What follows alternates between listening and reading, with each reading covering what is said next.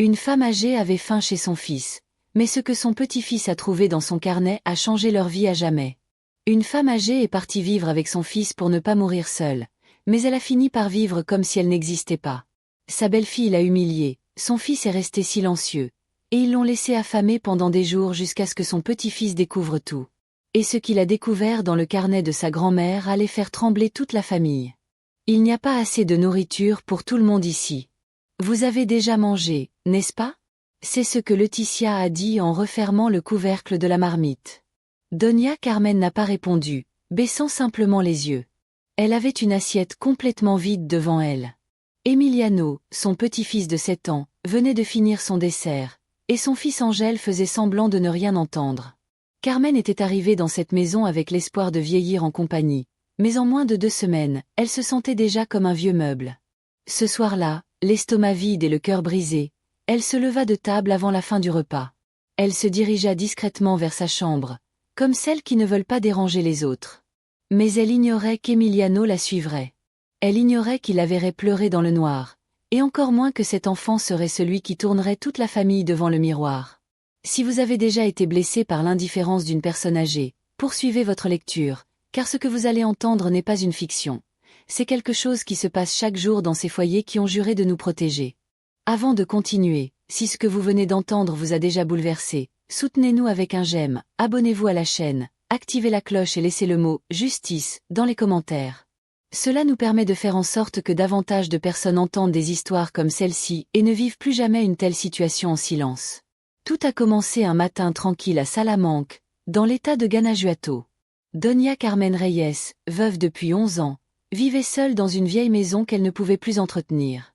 Les murs étaient fissurés, le réfrigérateur presque toujours vide, mais plus que la faim ou le froid, ce qui la blessait le plus était le silence.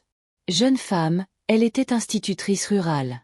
Elle avait élevé ses 3 enfants avec amour et effort, mais maintenant, dans sa vieillesse, un seul d'entre eux répondait à ses appels. « Angèle, maman, tu ne peux pas continuer seule. Viens à Crétaro. C'est ta maison. » La voix d'Angèle était précipitée, mais affectueuse. Carmen n'hésita pas. Elle fit sa petite valise et dit au revoir au portrait. Le trajet en bus dura plus de 4 heures. Carmen ne dormit pas une minute. Elle serrait un chapelet dans ses mains, comme si chaque grain pouvait lui assurer un avenir meilleur. Lorsqu'elle descendit à la gare routière de Querétaro, Angèle l'attendait déjà. « Maman, tu es magnifique. C'est si agréable de te voir. Merci, mon fils. Je pensais ne plus jamais te revoir d'aussi près. » Ils s'étreignirent. Carmen ressentit un pincement au cœur. Non pas de douleur, mais de soulagement. La voiture était petite, et Laetitia, sa belle-fille, l'accueillit avec un léger sourire. « C'est super que vous soyez arrivée, madame. J'espère que vous vous adapterez vite. » Ce n'était pas un accueil chaleureux, mais un avertissement déguisé. Mais Carmen ne le remarqua pas. La maison était magnifique, à 2 étages, avec une moquette neuve, un salon décoré et une cuisine spacieuse. Emiliano, son petit-fils, descendit l'escalier en courant et serra sa grand-mère dans ses bras comme s'il la connaissait depuis toujours. « Tu es mon eau. »« Oui, mon paradis. Et tu es mon petit coin de paradis. » Cet après-midi-là, Carmen sentit que la vie lui réservait peut-être encore du bon. La première journée se passa paisiblement. Laetitia cuisinait quelque chose de spécial. Carmen proposa son aide, mais Letty refusa. « Tu es une visiteuse, assieds-toi et repose-toi. » La table était dressée avec du poulet, du riz, de la soupe chaude et des tortillas. Angèle servit sa femme, son fils et enfin sa mère. Carmen sourit avec gratitude. Elle n'avait pas mangé comme ça depuis longtemps, mais le lendemain, les choses changèrent. Carmen se leva tôt, balaya l'entrée, lava la vaisselle qu'elle trouva dans l'évier et prépara du café. Letty l'observait depuis le salon, les bras croisés. « Madame, vous n'êtes pas obligée de faire ces choses-là ici. Ce n'est pas votre maison. Désolée, je voulais juste vous aider. On ne vous demande pas de loyer, mais ne soyez pas trop dur avec moi. » Et elle partit, laissant Carmen avec le café servi et l'âme tremblante. Il n'y eut pas de dîner de famille ce soir-là. Letty commanda une pizza par téléphone, et quand elle arriva, 3 assiettes furent servies. Une pour elle, une pour Angèle, une pour Emiliano. Carmen demanda timidement. « Et puis-je en avoir une part ?» Letty la regarda. « On n'a commandé que pour nous. Tu n'as pas faim. » Non, pas très. Et elle regagna sa chambre sans dîner. C'était le deuxième jour, et la suite allait être bien pire. Doña Carmen monta lentement les escaliers, sa valise usée à la main, tandis que Angèle la guidait en lui montrant sa nouvelle chambre. Elle était petite, mais propre. Un lit simple, une fenêtre donnant sur le jardin et un placard vide. « Tu peux t'installer ici comme tu veux, maman », dit Angèle sans grande émotion. « J'espère que tu es à l'aise. » Carmen posa sa valise et scruta la pièce. Elle n'avait pas besoin de luxe, elle voulait juste un endroit où se sentir aimée. Elle sourit, même si quelque chose la serrait. Ce n'était pas la grande maison qu'elle avait imaginée, mais c'était suffisant.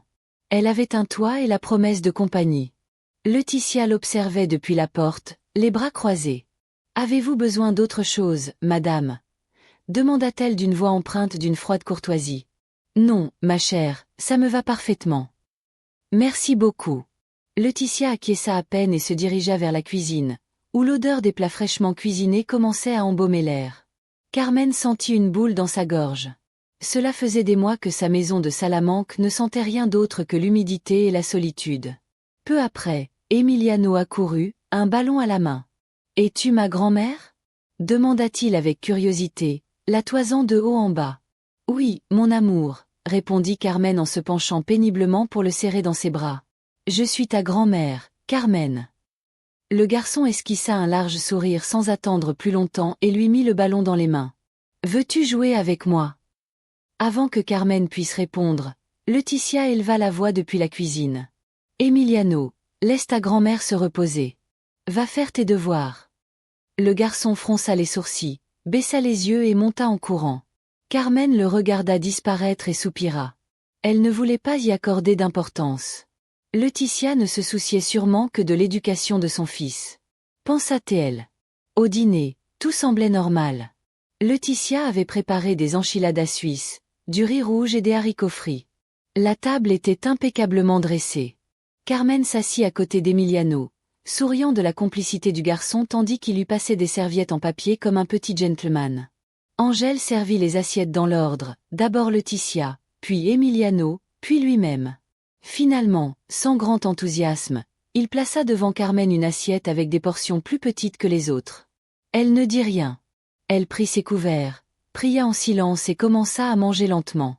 Pendant le repas, Laetitia et Angèle parlèrent de choses et d'autres, l'école d'Emiliano, les arriérés de paiement, les problèmes au travail.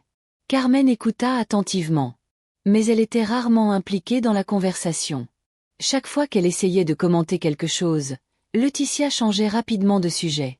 Après le dîner, Carmen voulut aider à faire la vaisselle, mais Laetitia arriva la première. « Non, madame, vous êtes de passage. »« On s'en occupe. » La phrase semblait amicale, mais l'expression de Laetitia ne l'était pas. Carmen, comprenant son allusion, se retira dans sa chambre en silence. Elle s'assit dans son lit et, l'espace d'un instant, regarda simplement ses mains. Ses mains qui avaient travaillé sans relâche pendant des années, soignant des égratignures, pétrissant du pain, tissant des rêves, semblaient désormais n'avoir plus leur place. Les jours passèrent, et la routine devint évidente. Carmen pouvait être là, mais elle ne devait pas gêner. Elle ne devait pas intervenir dans la cuisine, elle ne devait pas déplacer les meubles, elle ne devait pas avoir son mot à dire dans les décisions familiales. Sa présence était censée être silencieuse, presque invisible. Emiliano, cependant, ne comprenait pas ces règles tacites. Chaque après-midi, il s'adressait à sa grand-mère, lui racontait ses aventures scolaires, lui montrait des dessins, lui demandait de l'aider à faire ses devoirs. Carmen trouvait de petites lueurs de bonheur dans ces moments-là. Un après-midi, alors que Laetitia et Angèle se disputaient dans le salon à propos des dépenses du ménage, Carmen et Emiliano jouaient. Avec un puzzle sur le sol de leur chambre. Soudain, Emiliano demanda à voix basse. « Tu vas rester ici pour toujours, ah ouais ?» Carmen sentit une boule se former dans sa gorge. « Pour toujours. Je ne savais même pas si je serais la bienvenue longtemps. Bien sûr, mon amour, tant que tu veux que je reste. » Le garçon sourit d'un air satisfait et continua à reconstituer son puzzle. Depuis le couloir, Laetitia les observait. Son expression était dure, agacée. Elle n'aimait pas voir son fils si attaché à cette femme, qui représentait pour elle une dépense et un fardeau inutile. Ce soir-là, alors que Carmen préparait son chapelet pour la prière, elle entendit à travers le mur un fragment de conversation entre Laetitia et Angèle. « On ne peut pas subvenir aux besoins de tout le monde, » dit Laetitia d'une voix basse mais sèche. « S'il reste longtemps, il faudra faire des économies, et je ne vais pas sacrifier notre fils pour la charité. » Angèle ne répondit pas. Seul le bruit de la télévision qui s'allumait se fit entendre, une tentative maladroite d'ignorer le poids de ses mots. Carmen ferma les yeux, le chapelet à la main. Elle demandait à Dieu la force de ne pas être un obstacle, de ne pas semer la division là où elle ne cherchait que l'amour. Mais au fond d'elle-même, elle savait déjà que le véritable défi ne faisait que commencer. Et à l'aube suivante, un événement survenu dans la cuisine allait changer à jamais la façon dont Doña Carmen se voyait dans cette maison. Doña Carmen se leva tôt, comme elle l'avait toujours fait. Malgré la fatigue accumulée les jours précédents, son corps ne savait plus comment faire la grasse matinée. Elle s'assit au bord du lit, pria son chapelet en silence et se leva pour commencer la journée, même s'il n'y avait pas grand-chose à faire dans cette maison. En sortant dans le couloir, elle entendit des voix dans la cuisine. Angèle discutait avec Laetitia de la liste de courses. « N'oublie pas d'apporter du lait pour Emiliano, » dit Letty en écrivant quelque chose sur un morceau de papier. « Et n'achète que le nécessaire. Rien de plus. » Angèle répondit par un grognement d'assentiment. Carmen envisagea de proposer de préparer le petit déjeuner, mais se souvint du regard froid de Letty la veille et décida de ne pas s'immiscer. Elle se dirigea vers le jardin, où un petit banc en métal rouillé lui offrait un simple refuge. Elle s'y assit, laissant le soleil matinal lui réchauffer les os. Elle ferma les yeux et l'espace d'un instant, s'imagina dans sa vieille maison de Salamanque, arrosant ses plantes, écoutant le chant des oiseaux. Ce souvenir lui fit monter une larme à l'œil, qu'elle essuya du coin de son tablier. Plus tard, Laetitia l'appela de la porte de la cuisine. « Madame, venez. Aujourd'hui, nous allons vous préparer un dîner spécial. » Carmen fut surprise. Elle ne s'attendait pas à recevoir d'attention, et encore moins à une célébration. Elle sourit avec gratitude et rentra à l'intérieur. Pendant la journée, l'atmosphère semblait plus détendue. Laetitia cuisinait, et Emiliano, jouant à des jeux, aidait à mettre la table. Carmen observait tout depuis le canapé, les mains sur les genoux, se demandant si c'était vraiment sa nouvelle vie, observant de loin sans intervenir comme une visiteuse permanente. À la tombée de la nuit, la maison s'illumina d'une délicieuse odeur. Poulet au molle, riz blanc, haricots charauds et tortillas fraîchement préparés. La table était dressée avec soin, nappes propres, assiettes alignées et couverts brillants. Emiliano avait même déposé quelques fleurs sauvages dans un petit vase. « Pour toi, grand-mère, » dit le garçon en lui tendant une fleur. « Merci, mon amour, » murmura Carmen en lui caressant les cheveux. Une fois tout le monde assis, Angèle servit les assiettes. Cette fois, Carmen reçut une portion décente, semblable à celle des autres. Cela la soulagea un peu, comme si Laetitia était peut-être prête à l'accepter après tout. Le dîner se déroula dans une conversation amicale. Angèle raconta des anecdotes du travail. Emiliano parla avec enthousiasme de sa nouvelle enseignante, et Laetitia posa des questions triviales comme si de rien n'était. Carmen se sentait à l'aise, mais quelque chose en elle, un murmure, lui disait de ne pas baisser la garde. Ce n'était pas la première fois qu'elle était bien traitée après avoir été ignorée. Elle savait que parfois la courtoisie n'était qu'un masque. Après le repas, Angèle leva son verre de vin et porta un toast. « À ma mère », dit-il en regardant Laetitia du coin de l'œil comme pour obtenir son approbation. « Parce qu'après tant de temps, nous sommes de nouveau réunis. » Tout le monde leva son verre, même Emiliano avec son verre d'eau. Carmen, excitée, pouvait à peine articuler ses mots. Elle se contenta d'un sourire reconnaissant. Mais tandis que les verres trinquaient, Laetitia ne put s'empêcher de lâcher une phrase empoisonnée. « Que ces retrouvailles soient courtes, mais douces. » Le sourire de Carmen vacilla à peine une seconde. Angèle la regarda, mal à l'aise. Emiliano ne comprenait pas, mais le ton de sa mère lui parut étrange. Après le dîner, Carmen aida à débarrasser la table.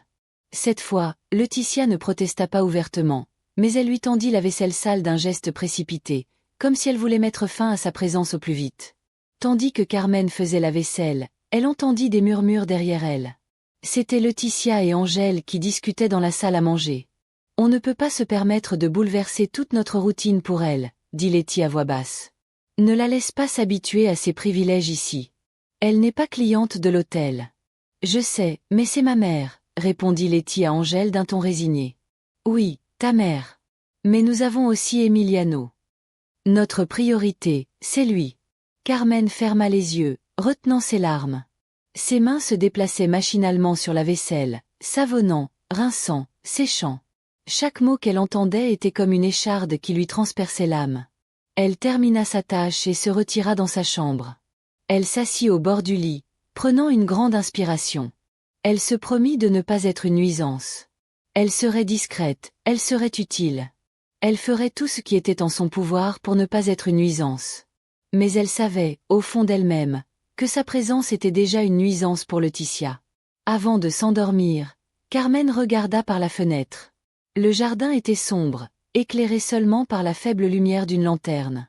Elle se demanda s'il y avait une place pour elle dans cette maison, sinon dans un coin oublié. En s'allongeant, elle ressentit un pincement au cœur. Ce n'était pas une maladie, c'était la douleur invisible de quelqu'un qui commence à se rendre compte qu'il n'est pas aimé. Et tandis qu'elle fermait les yeux, souhaitant que le lendemain soit différent, elle ignorait qu'à l'aube, la première véritable humiliation allait arriver. La matinée commença avec un léger arôme de café qui se répandit dans la maison.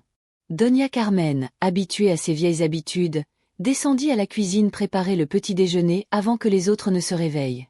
Elle pensa que si elle aidait, Laetitia comprendrait qu'elle n'était pas un fardeau, mais un soutien. Elle chercha discrètement les tasses et les assiettes, alluma la cafetière et commença à battre des œufs pour préparer un petit déjeuner simple. Tandis qu'elle remuait délicatement, elle sentit une chaleur lui monter au cœur.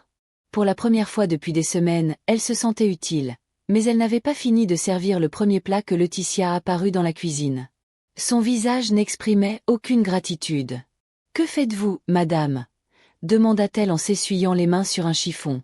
Carmen sourit innocemment. « Ma fille, je prépare le petit déjeuner pour tout le monde. J'ai pensé que ça vous plairait. » Laetitia ne répondit pas immédiatement.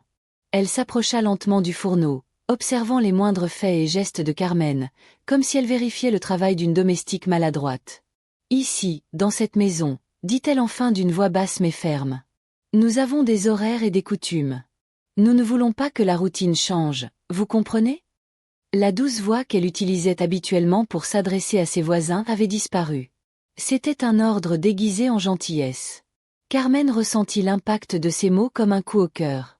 Elle lâcha lentement la cuillère en bois et baissa la tête. « Désolée, je ne voulais pas, je voulais juste aider. »« Bien sûr, mais on a tout sous contrôle, » interrompit Laetitia. « Tu ferais mieux de te reposer, ne t'inquiète pas. » Angèle descendit à ce moment-là, Emiliano bondissant derrière lui, toujours en pyjama. Le garçon, voyant sa grand-mère dans la cuisine, courut la prendre dans ses bras. « Tu as préparé le petit déjeuner, Agu ?» demanda-t-il, un sourire illuminant son visage. « Oui, mon amour » murmura Carmen en lui caressant les cheveux. Mais on dirait que ce n'était pas nécessaire. Emiliano fronça les sourcils, ne comprenant pas. Laetitia servit rapidement le petit déjeuner que Carmen avait préparé, mais avec une expression agacée. Elle ne le remercia pas et ne laissa pas Carmen poser les assiettes. Elle les porta elle-même, comme si elle ne voulait pas lui faire honneur. Pendant le petit déjeuner, l'ambiance était tendue. Angèle mangea en silence, évitant de regarder sa mère. Laetitia parla des frais de scolarité, de la nécessité d'acheter un nouvel ordinateur portable pour Emiliano et de la façon dont tout était devenu cher. Carmen, son assiette devant elle, avait du mal à avaler. Chaque mot sur l'argent lui rappelait qu'à leurs yeux, elle n'était qu'une dépense supplémentaire. Après avoir mangé, Laetitia se leva de table et, tout en débarrassant les assiettes, laissa échapper une autre remarque blessante. « Tu passes ta vie à penser à ta famille, sans penser à tes autres responsabilités. » Angèle la regarda du coin de l'œil, mais ne dit rien. Il porta simplement sa tasse à l'évier et monta. Carmen s'assit à table, les mains jointes, contemplant sa tasse de café maintenant froide. Emiliano, assis à sa place, lui prit tendrement la main. « Ne t'inquiète pas, Aoué. Je veux que tu restes. » La voix du garçon, bien que douce, était comme un baume sur une plaie fraîchement ouverte. Carmen lui sourit, les yeux brillants de larmes qu'elle ne laissa pas couler. Cet après-midi-là, Laetitia profita du travail d'Angèle pour s'approcher de son fils dans le salon. « Regarde, Emiliano, » dit-elle en l'asseyant à côté d'elle. « Il est important que tu comprennes que nous devons tous suivre nos règles ici. Nous ne voulons pas d'ennui, n'est-ce pas ?» Le garçon hocha la tête innocemment. « Alors, il y a des choses que ta grand-mère ne peut pas faire. Elle a déjà vécu sa vie. Maintenant, nous devons nous concentrer sur la nôtre. Tu me comprends? Emiliano ne répondit pas. Il serra son oreiller contre lui et baissa les yeux.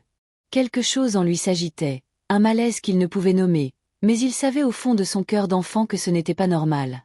Le soir, alors que tout le monde dormait, Carmen se leva discrètement et descendit à la cuisine. Elle n'avait ni faim, ni vraiment soif, mais elle ne voulait déranger personne. Elle but un verre d'eau dans le noir, s'appuyant contre le plan de travail pour éviter de faire du bruit.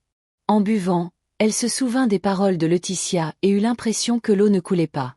Elle était vraiment un fardeau. Sa présence perturbait-elle vraiment la vie de son fils? Elle se leva lorsqu'elle entendit des pas dans l'escalier. Elle sursauta, pensant que c'était Laetitia, mais c'était Emiliano en pyjama bleu dinosaure qui se frottait les mains. « Oh, pourquoi bois-tu de l'eau seule dans le noir ?» demanda-t-il d'une voix ensommeillée.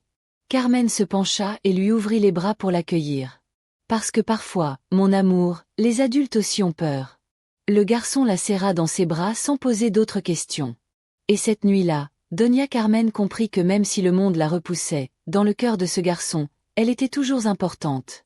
Ce qu'elle ignorait, c'est que très bientôt, elle assisterait à quelque chose d'encore plus douloureux, une conversation qui changerait à jamais le regard qu'elle portait sur son propre fils. L'aube se leva lentement et lourdement pour Doña Carmen. Le chant de quelques oiseaux rompit le silence du quartier résidentiel, mais à l'intérieur de la maison, tout semblait s'être arrêté. Carmen se leva lentement, les genoux douloureux comme chaque matin, et se prépara à commencer la journée. Elle décida de sortir dans le jardin pour arroser des plantes sèches qu'elle avait trouvées oubliées dans un coin. Elle pensa pouvoir au moins leur redonner un peu de vie, en guise de remerciement à la famille pour le toit qu'elle lui avait offert. Elle prit un arrosoir rouillé, remplit le seau d'eau et se mit à travailler en silence. Pendant qu'elle arrosait, elle sentit un regard dans son dos. Elle se retourna et vit Laetitia debout dans l'embrasure de la porte, les bras croisés et un sourcil levé. « Madame, dit-elle d'un ton neutre, vous n'avez pas besoin de faire ce genre de choses. Ici, les plantes se débrouillent toutes seules quand on a le temps. » Les épaules de Carmen s'affaissèrent légèrement. « Je voulais juste aider. »« Chérie, ça ne me dérange pas. » Laetitia ne répondit pas. Elle se retourna et entra dans la maison sans un mot. Carmen, les lèvres pincées, finit de vider l'arrosoir et revint à son tour. Pendant le petit déjeuner, l'atmosphère était tendue. Laetitia servait les plats machinalement, ne parlant presque à personne. Angèle, plongée dans son téléphone portable, répondait par monosyllabes. Emiliano était le seul à maintenir la lumière dans cette maison, posant des questions à sa grand-mère, lui disant qu'il préparait une pièce de théâtre à l'école. Quand Carmen voulait proposer son aide aux devoirs, Laetitia arrivait la première. Emiliano devait se concentrer. Il avait sa routine, ses méthodes. Mieux vaut ne pas se laisser distraire. Carmen hocha la tête en silence. Chaque jour, elle se sentait davantage comme une ombre dans cette maison. Elle savait que même s'il ne la chassait pas ouvertement, il la repoussait peu à peu dans un coin invisible. Les jours suivants, la situation ne s'améliora pas. Chaque fois que Carmen essayait d'aider, Laetitia trouvait un moyen de la repousser. Si elle voulait faire le lit d'Emiliano, Laetitia l'avait déjà fait. Si elle voulait faire la vaisselle, Laetitia l'avait déjà mise au lave-vaisselle. Si elle proposait de balayer, Laetitia disait qu'elle préférait que ce soit la fille qui venait faire le ménage une fois par semaine qui le fasse. Même lorsque Carmen restait assise dans le salon à lire son petit missel, Laetitia soupirait d'agacement, comme si sa simple présence était une gêne.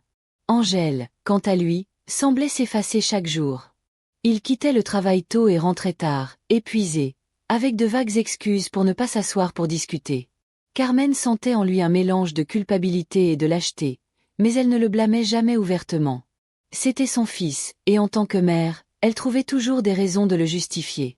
Un après-midi, alors que Carmen raccommodait de vieilles chaussettes dans sa chambre, elle entendit des voix en bas. « Je ne veux pas qu'Emiliano s'attache trop, » dit Laetitia d'un ton sec. « Il posera problème plus tard, quand il faudra faire des changements. »« N'exagère pas, Letty, » répondit Angèle, plus modérément qu'agacée. « C'est ma mère, et je ne dis pas qu'on devrait la mettre dehors aujourd'hui, » se défendit Laetitia. « Je dis juste qu'on ne peut pas lui faire de place partout. C'est notre maison, pas une maison de retraite. » Carmen baissa l'aiguille qu'elle tenait, les doigts légèrement tremblants.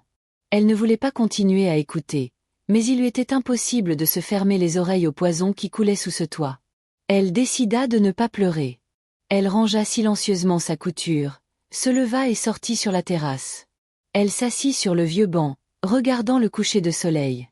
Le ciel était teinté de nuances orangées et violettes, belle et cruelle à la fois. Cruelle, car ce même ciel semblait lui rappeler combien elle était loin de chez elle, de sa vie d'avant, de tout ce qui avait été sien.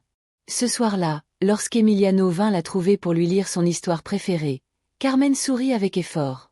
Elle ne voulait pas que le garçon remarque sa tristesse. « Grand-mère, on joue aux devinettes demain ?» demanda-t-il avec enthousiasme. « Bien sûr que oui, mon garçon, » répondit Carmen en lui caressant les cheveux. « J'aurai toujours du temps pour toi. » Mais en serrant son petit-fils dans ses bras, elle comprit que l'espace qu'elle occupait dans cette maison se rétrécissait de plus en plus. Elle savait que Laetitia n'aurait de cesse que de disparaître complètement de leur vie. Et ce que Doña Carmen n'imaginait pas encore, c'est qu'au prochain petit déjeuner, son exclusion serait si évidente, si humiliante, que même sa foi ne pourrait la protéger de la douleur à venir. Ce matin-là, le petit déjeuner fut plus calme que d'habitude. Carmen s'était réveillée tôt, comme d'habitude, mais cette fois, elle décida de rester un peu plus longtemps dans sa chambre, laissant à la famille le temps de s'installer sans sa présence. Elle ne voulait pas être une source d'inconfort. Lorsqu'elle descendit enfin, elle trouva Laetitia dans la cuisine, en train de finir de servir les plats. La cafetière grésillait dans un coin, et une odeur de pain grillé flottait dans l'air. Emiliano était déjà assis à table, remuant les jambes avec impatience. « Bonjour, ma chère », dit Carmen avec un sourire timide.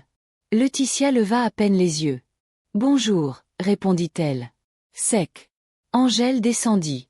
Quelques secondes plus tard, s'installant à table tout en consultant son téléphone portable, Carmen, ne voulant pas perturber la routine, s'assit sur une chaise vide, attendant qu'on lui propose quelque chose. Elle ne demanda rien, ne se plaignit pas. Elle savait que dans cette maison, la patience était sa seule arme de résistance. Laetitia servit d'abord Emiliano, des œufs brouillés, des haricots et 2 tranches de pain. Puis Angèle servit une généreuse portion accompagnée de jus d'orange. Ensuite, elle servit sa propre assiette. Carmen attendit. Elle attendit, mais son assiette n'arriva jamais. Au début, elle pensa que Laetitia avait peut-être oublié. Elle ajusta sa chaise plus confortablement, émit un léger bruit pour se racler la gorge, essayant d'attirer l'attention sans être impolie. Laetitia, voyant son mouvement du coin de l'œil, prit une assiette vide, la posa devant Carmen, puis retourna à sa place sans rien lui servir. « Vous ne prenez pas de petit déjeuner, madame ?» demanda-t-elle en mordant dans un morceau de pain. « Je crois que vous avez eu assez pour le dîner hier. » Non, Angèle ne dit rien. Emiliano, confus, regarda successivement son assiette, sa grand-mère, puis sa mère, sans comprendre ce qui se passait. Carmen sentit son visage rougir de gêne. Elle dissimula sa douleur sous un sourire. « Je n'ai pas faim, ma fille. »« Merci », murmura-t-elle en posant les mains sur ses genoux. Angèle continua de manger en silence. Il ne leva pas les yeux, ne défendit pas sa mère, ne demanda rien. Emiliano s'arrêta de manger lui aussi. Il baissa la tête comme si l'injustice qui pesait sur lui était trop lourde, même pour son petit cœur. La conversation à table continua sur d'autres sujets futiles.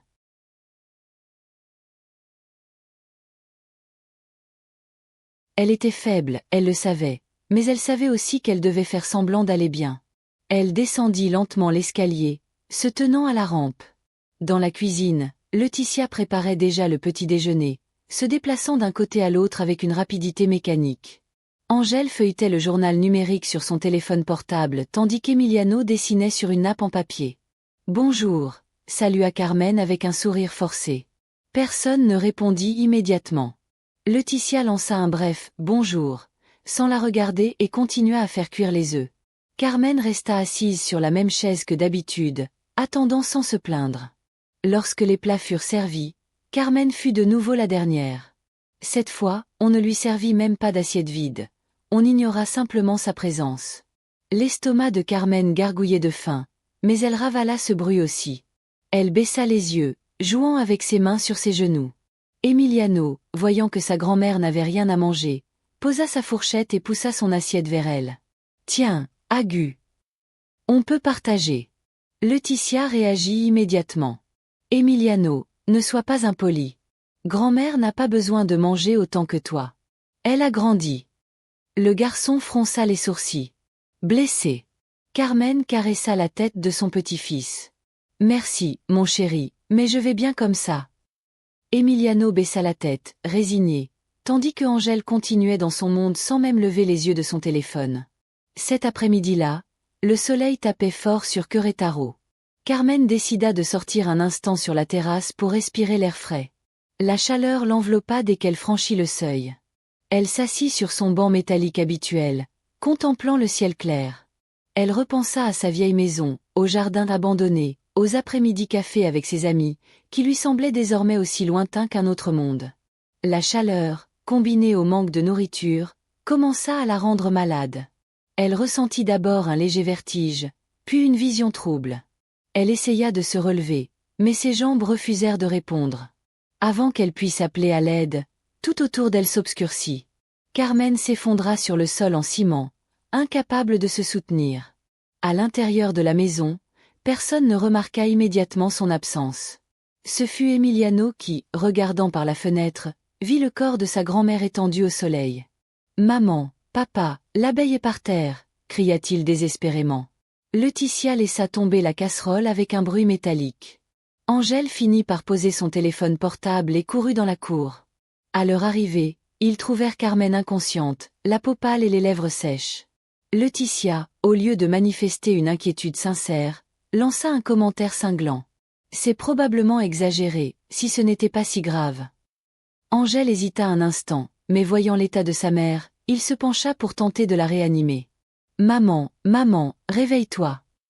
Carmen ouvrit lentement les yeux, désorientée, comme si elle avait été dans un autre monde. « Je vais bien », murmura-t-elle à peine, mais son visage exprimait le contraire.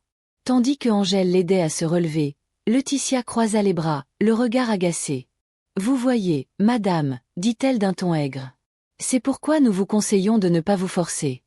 Vous n'êtes plus apte à marcher. » Carmen ne répondit pas. Elle se laissa guider à l'intérieur, sentant chaque pas plus humiliant que le précédent. Et tandis qu'il la plaçait dans un fauteuil comme un vieux meuble, Emiliano se jura en silence qu'il protégerait sa grand-mère de tout, même s'il ne savait pas encore comment. Ce qu'aucun d'eux n'imaginait, c'est que cette chute n'était qu'un début, car bientôt Carmen découvrirait que même sa foi serait mise à l'épreuve comme jamais auparavant. L'après-midi suivant fut difficile. Doña Carmen était encore affaiblie par l'évanouissement, mais elle insista pour se lever afin de ne pas causer davantage de problèmes. Elle ne voulait pas qu'on pense qu'elle exagérait ou qu'elle cherchait à attirer l'attention. Malgré ses efforts pour se comporter normalement, Laetitia s'était donné pour mission de prendre ses distances plus que jamais. La surveillance s'intensifia.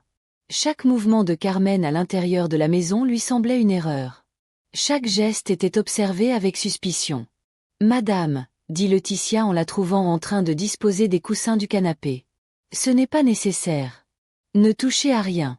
Tout à sa place ici. » Carmen s'excusa aussitôt, baissant la tête comme une enfant grondée. Elle se retira sur la terrasse sans un mot, portant en elle le poids grandissant de ce sentiment de ne pas être à sa place. Plus tard, alors que Carmen essayait de préparer du café pour accompagner le goûter d'Emiliano, Laetitia réapparut, ferme et cinglante. « Ne vous inquiétez pas, madame. La cuisine est juste pour moi ici. On ne veut pas d'accident. Tu es trop vieux pour te promener avec des poêles et des couteaux. » Angèle était présent à ce moment-là. Carmen le regarda, s'attendant peut-être à une défense, un geste de soutien. Mais il détourna simplement le regard, ajusta sa montre à son poignet et fit semblant de consulter ses messages. Le cœur de Carmen se serra. Elle n'avait pas été élevée pour contredire, et encore moins chez quelqu'un d'autre. « Si tu veux discuter un peu, je suis là », proposa-t-elle en désignant son propre banc. « Merci, c'est très gentil. » La conversation fut brève, mais elle laissa à Carmen un sentiment chaleureux, presque oublié. Elle ne se souvenait plus de la dernière fois où quelqu'un lui avait offert sa compagnie sans intérêt, juste par gentillesse. À partir de ce jour, Lupita trouva des excuses toutes simples pour l'aborder, lui offrir des biscuits faits maison, l'inviter à voir ses bougainvilliers en fleurs, ou simplement s'arrêter demander le temps qu'il faisait de son côté du jardin. Carmen répondit d'abord avec prudence. Elle ne voulait pas que Laetitia la gronde pour avoir parlé aux voisins. Mais peu à peu, la solitude laissa place à de petites conversations qui, bien que brèves, comblaient un peu le vide de ses journées. Un matin, alors que Lupita lui montrait des graines fraîches achetées au marché, elle remarqua quelque chose chez Carmen qui l'inquiétait, sa maigreur. Tu vas bien, ma belle? Demanda-t-elle doucement. Tu es très maigre, hein? Carmen sourit comme quelqu'un qui s'habitue à la faim. Je vais bien, Dieu merci, dit-elle. C'est juste l'âge. Mais Lupita n'était pas stupide. Elle avait vu assez d'injustice dans sa vie pour reconnaître quand quelqu'un souffrait en silence. Elle n'insista pas sur le moment, mais quelque chose au fond d'elle lui disait de faire attention.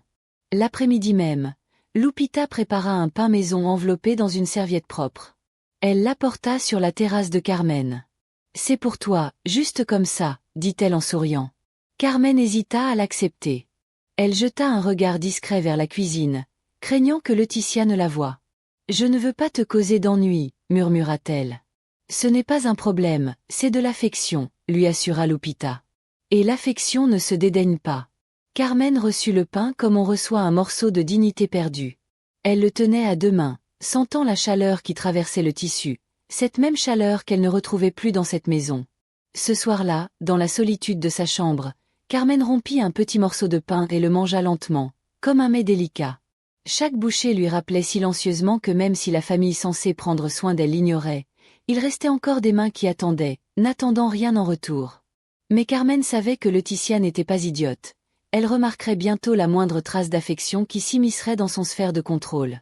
Et même si Carmen essayait de protéger leur petit havre de paix, Laetitia deviendrait bientôt méfiante, et la gentillesse de Lupita serait perçue comme une menace. Le soir tomba sur Querétaro, teintant les toits d'orange et allongeant les ombres du jardin.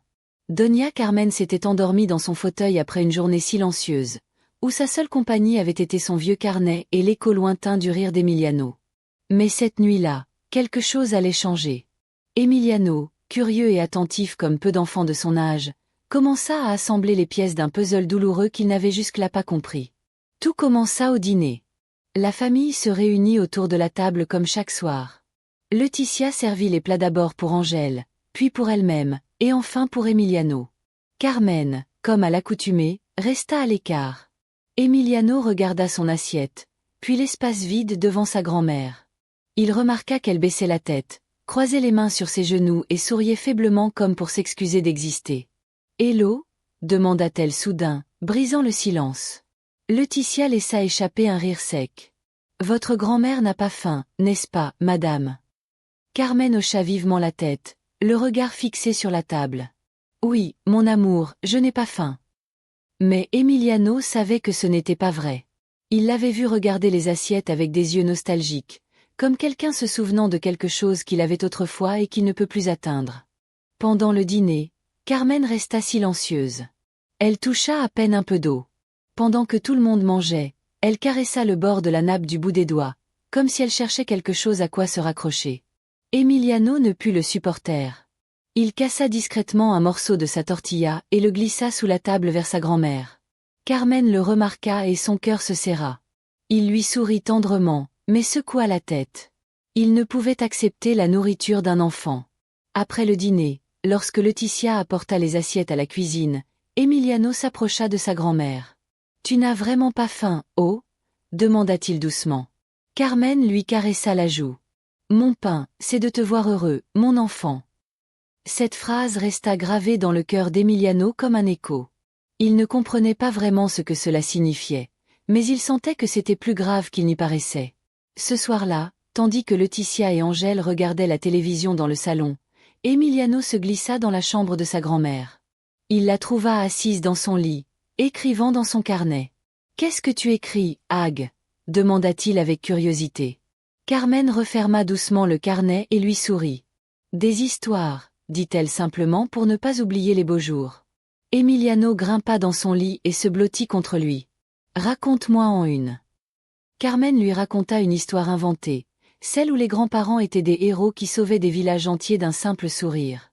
Le garçon écouta les yeux grands ouverts, absorbant chaque mot comme s'il s'agissait de graines qui germeraient plus tard. Mais il ne pouvait se défaire de l'image de sa grand-mère mangeant en silence, ni de la phrase qu'elle avait prononcée à table. Le lendemain, la scène se répéta. Au petit déjeuner, Carmen ne reçut pas d'assiette. Laetitia expliqua qu'elle avait préparé juste assez pour eux trois. Emiliano cassa son bolilo en deux et en offrit un morceau à sa grand-mère. Cette fois, Carmen accepta, mais seulement parce que le garçon insistait, les yeux pleins de supplication. Si tu ne manges pas, moi non plus, dit Emiliano en croisant les bras. Carmen, vaincue, mordit dans le petit morceau de pain. Et ce geste, petit et puissant, c'est là une alliance silencieuse entre eux. Emiliano commença à tout observer de plus près. Les soupirs de sa grand-mère en s'asseyant, la façon dont Laetitia l'ignorait, la façon dont Angèle détournait le regard chaque fois que Carmen essayait de parler. Un après-midi, après avoir fait ses devoirs, Emiliano se cacha dans la cuisine pendant que Laetitia parlait au téléphone avec une amie. « Je ne sais plus quoi faire, » dit Laetitia. « La dame est juste dans mon chemin. Elle est là tout le temps, comme une ombre. Elle me rend fou. » Il y eut un silence. Bien sûr, Angèle ne dit rien. C'est sa mère, mais je n'ai pas l'intention de la supporter éternellement. Emiliano serra les poings derrière le rideau. Il ne comprenait pas tous les mots, mais il comprenait le ton, le mépris. Ce soir-là, tandis que sa grand-mère lui lisait une autre histoire pour s'endormir, le garçon la serra plus fort que jamais. Carmen, ressentant cette pure tendresse, promit de résister, non pas pour elle, mais pour ce petit cœur qui battait encore inconditionnellement pour elle. Ce qu'aucun d'eux ne savait, c'est qu'Emiliano prendrait bientôt une décision risquée, commencerait à la protéger en secret, même s'il fallait tout affronter. Et son premier acte de courage changerait le cours de l'histoire à jamais. La chaleur de l'après-midi était insupportable. Le soleil tapait impitoyablement sur les murs blancs de la maison, et le béton du patio semblait brûler sous ses pieds. Doña Carmen, bien qu'elle sache qu'elle devrait se reposer, ne pouvait rester enfermée dans sa chambre. L'enfermement l'étouffait plus que la chaleur. Elle sortit dans le patio à pas lents, traînant ses sandales et s'appuyant légèrement contre le mur. Son corps, puni par la faim et l'épuisement, tenait à peine debout. Un mouchoir à la main, elle essuyait la sueur de son front, et sa vision commençait à se brouiller à mesure qu'elle marchait. Elle atteignit le banc de métal et s'y laissa tomber avec un soupir tremblant. Elle ferma les yeux, essayant d'ignorer les bourdonnements d'oreilles et les tremblements de ses jambes. Elle pria en silence, comme toujours quand elle sentait que son âme n'en pouvait plus. À l'intérieur de la maison, Laetitia et Angèle se disputaient à voix basse au sujet des factures impayées, ignorant le silence anormal qui régnait dans la cour. Emiliano, assis par terre dans le salon avec ses jouets, fut le premier à remarquer que quelque chose n'allait pas. Il jeta un coup d'œil par la porte de derrière et vit sa grand-mère penchée sur le banc, essoufflée. Sans hésiter, il laissa tomber ses jouets et courut. « Oh là là !» s'écria-t-il, alarmé. Carmen tenta de lui sourire pour la rassurer, mais elle n'en avait pas la force. Soudain, elle sentit le monde s'éteindre autour d'elle, et avant qu'elle puisse s'accrocher à quoi que ce soit, elle s'effondra au sol, inconsciente. Le bruit sourd de son corps contre le ciment résonna dans toute la cour. Emiliano hurla de toutes ses forces. « Maman! Papa !» L'eau tomba. Laetitia lâcha le torchon qu'elle tenait et courut dans la cour, suivie par Angèle. Voyant Carmen allongée par terre, Laetitia lui mit les mains sur la taille, frustrée. Elle s'exclama de nouveau, toujours en faisant une scène. Angèle, de son côté, s'agenouilla près de sa mère et tenta de l'aider doucement à se redresser. « Maman, réveille-toi, s'il te plaît », murmura-t-il avec inquiétude. Carmen ouvrit les yeux de quelques millimètres. Elle était pâle comme une feuille de papier, et un filet de sueur froide lui coulait sur le front. Emiliano, tremblant, lui tenait la main. « Ne t'endors pas, Aoué. S'il te plaît. » Angèle l'aida à se rasseoir sur le banc, tandis que Laetitia croisait les bras et reniflait comme si tout cela était exagéré. « Je t'avais dit de ne pas te promener au soleil, » dit-elle. « Mais bien sûr, nous devons prendre soin d'elle comme si c'était une enfant. »« Ce n'est pas sa faute, » s'écria soudain Emiliano, les larmes aux yeux. « Ce n'est pas sa faute. » Laetitia le regarda avec surprise, mais ne répondit pas. Angèle demanda à Laetitia d'apporter un verre d'eau. Carmen but une simple gorgée et ferma les yeux, épuisée. « Je vais bien, mon fils, » murmura-t-elle. « J'ai juste besoin de me reposer un peu. » Emiliano ne la quitta pas. Lorsqu'ils l'aidèrent à entrer, Carmen sentit chaque pas plus lourd que le précédent. Elle monta les escaliers avec l'aide des Angèle et s'enfonça dans son lit comme un sac vide. Il n'y avait pas de dîner pour elle ce soir-là. Laetitia, bien qu'elle ait préparé à manger pour Angèle et Emiliano, ne prépara rien pour Carmen. Elle dit simplement qu'il valait mieux qu'elle se repose. Emiliano, observant tout depuis sa chaise, sentit une haine inconnue monter en lui.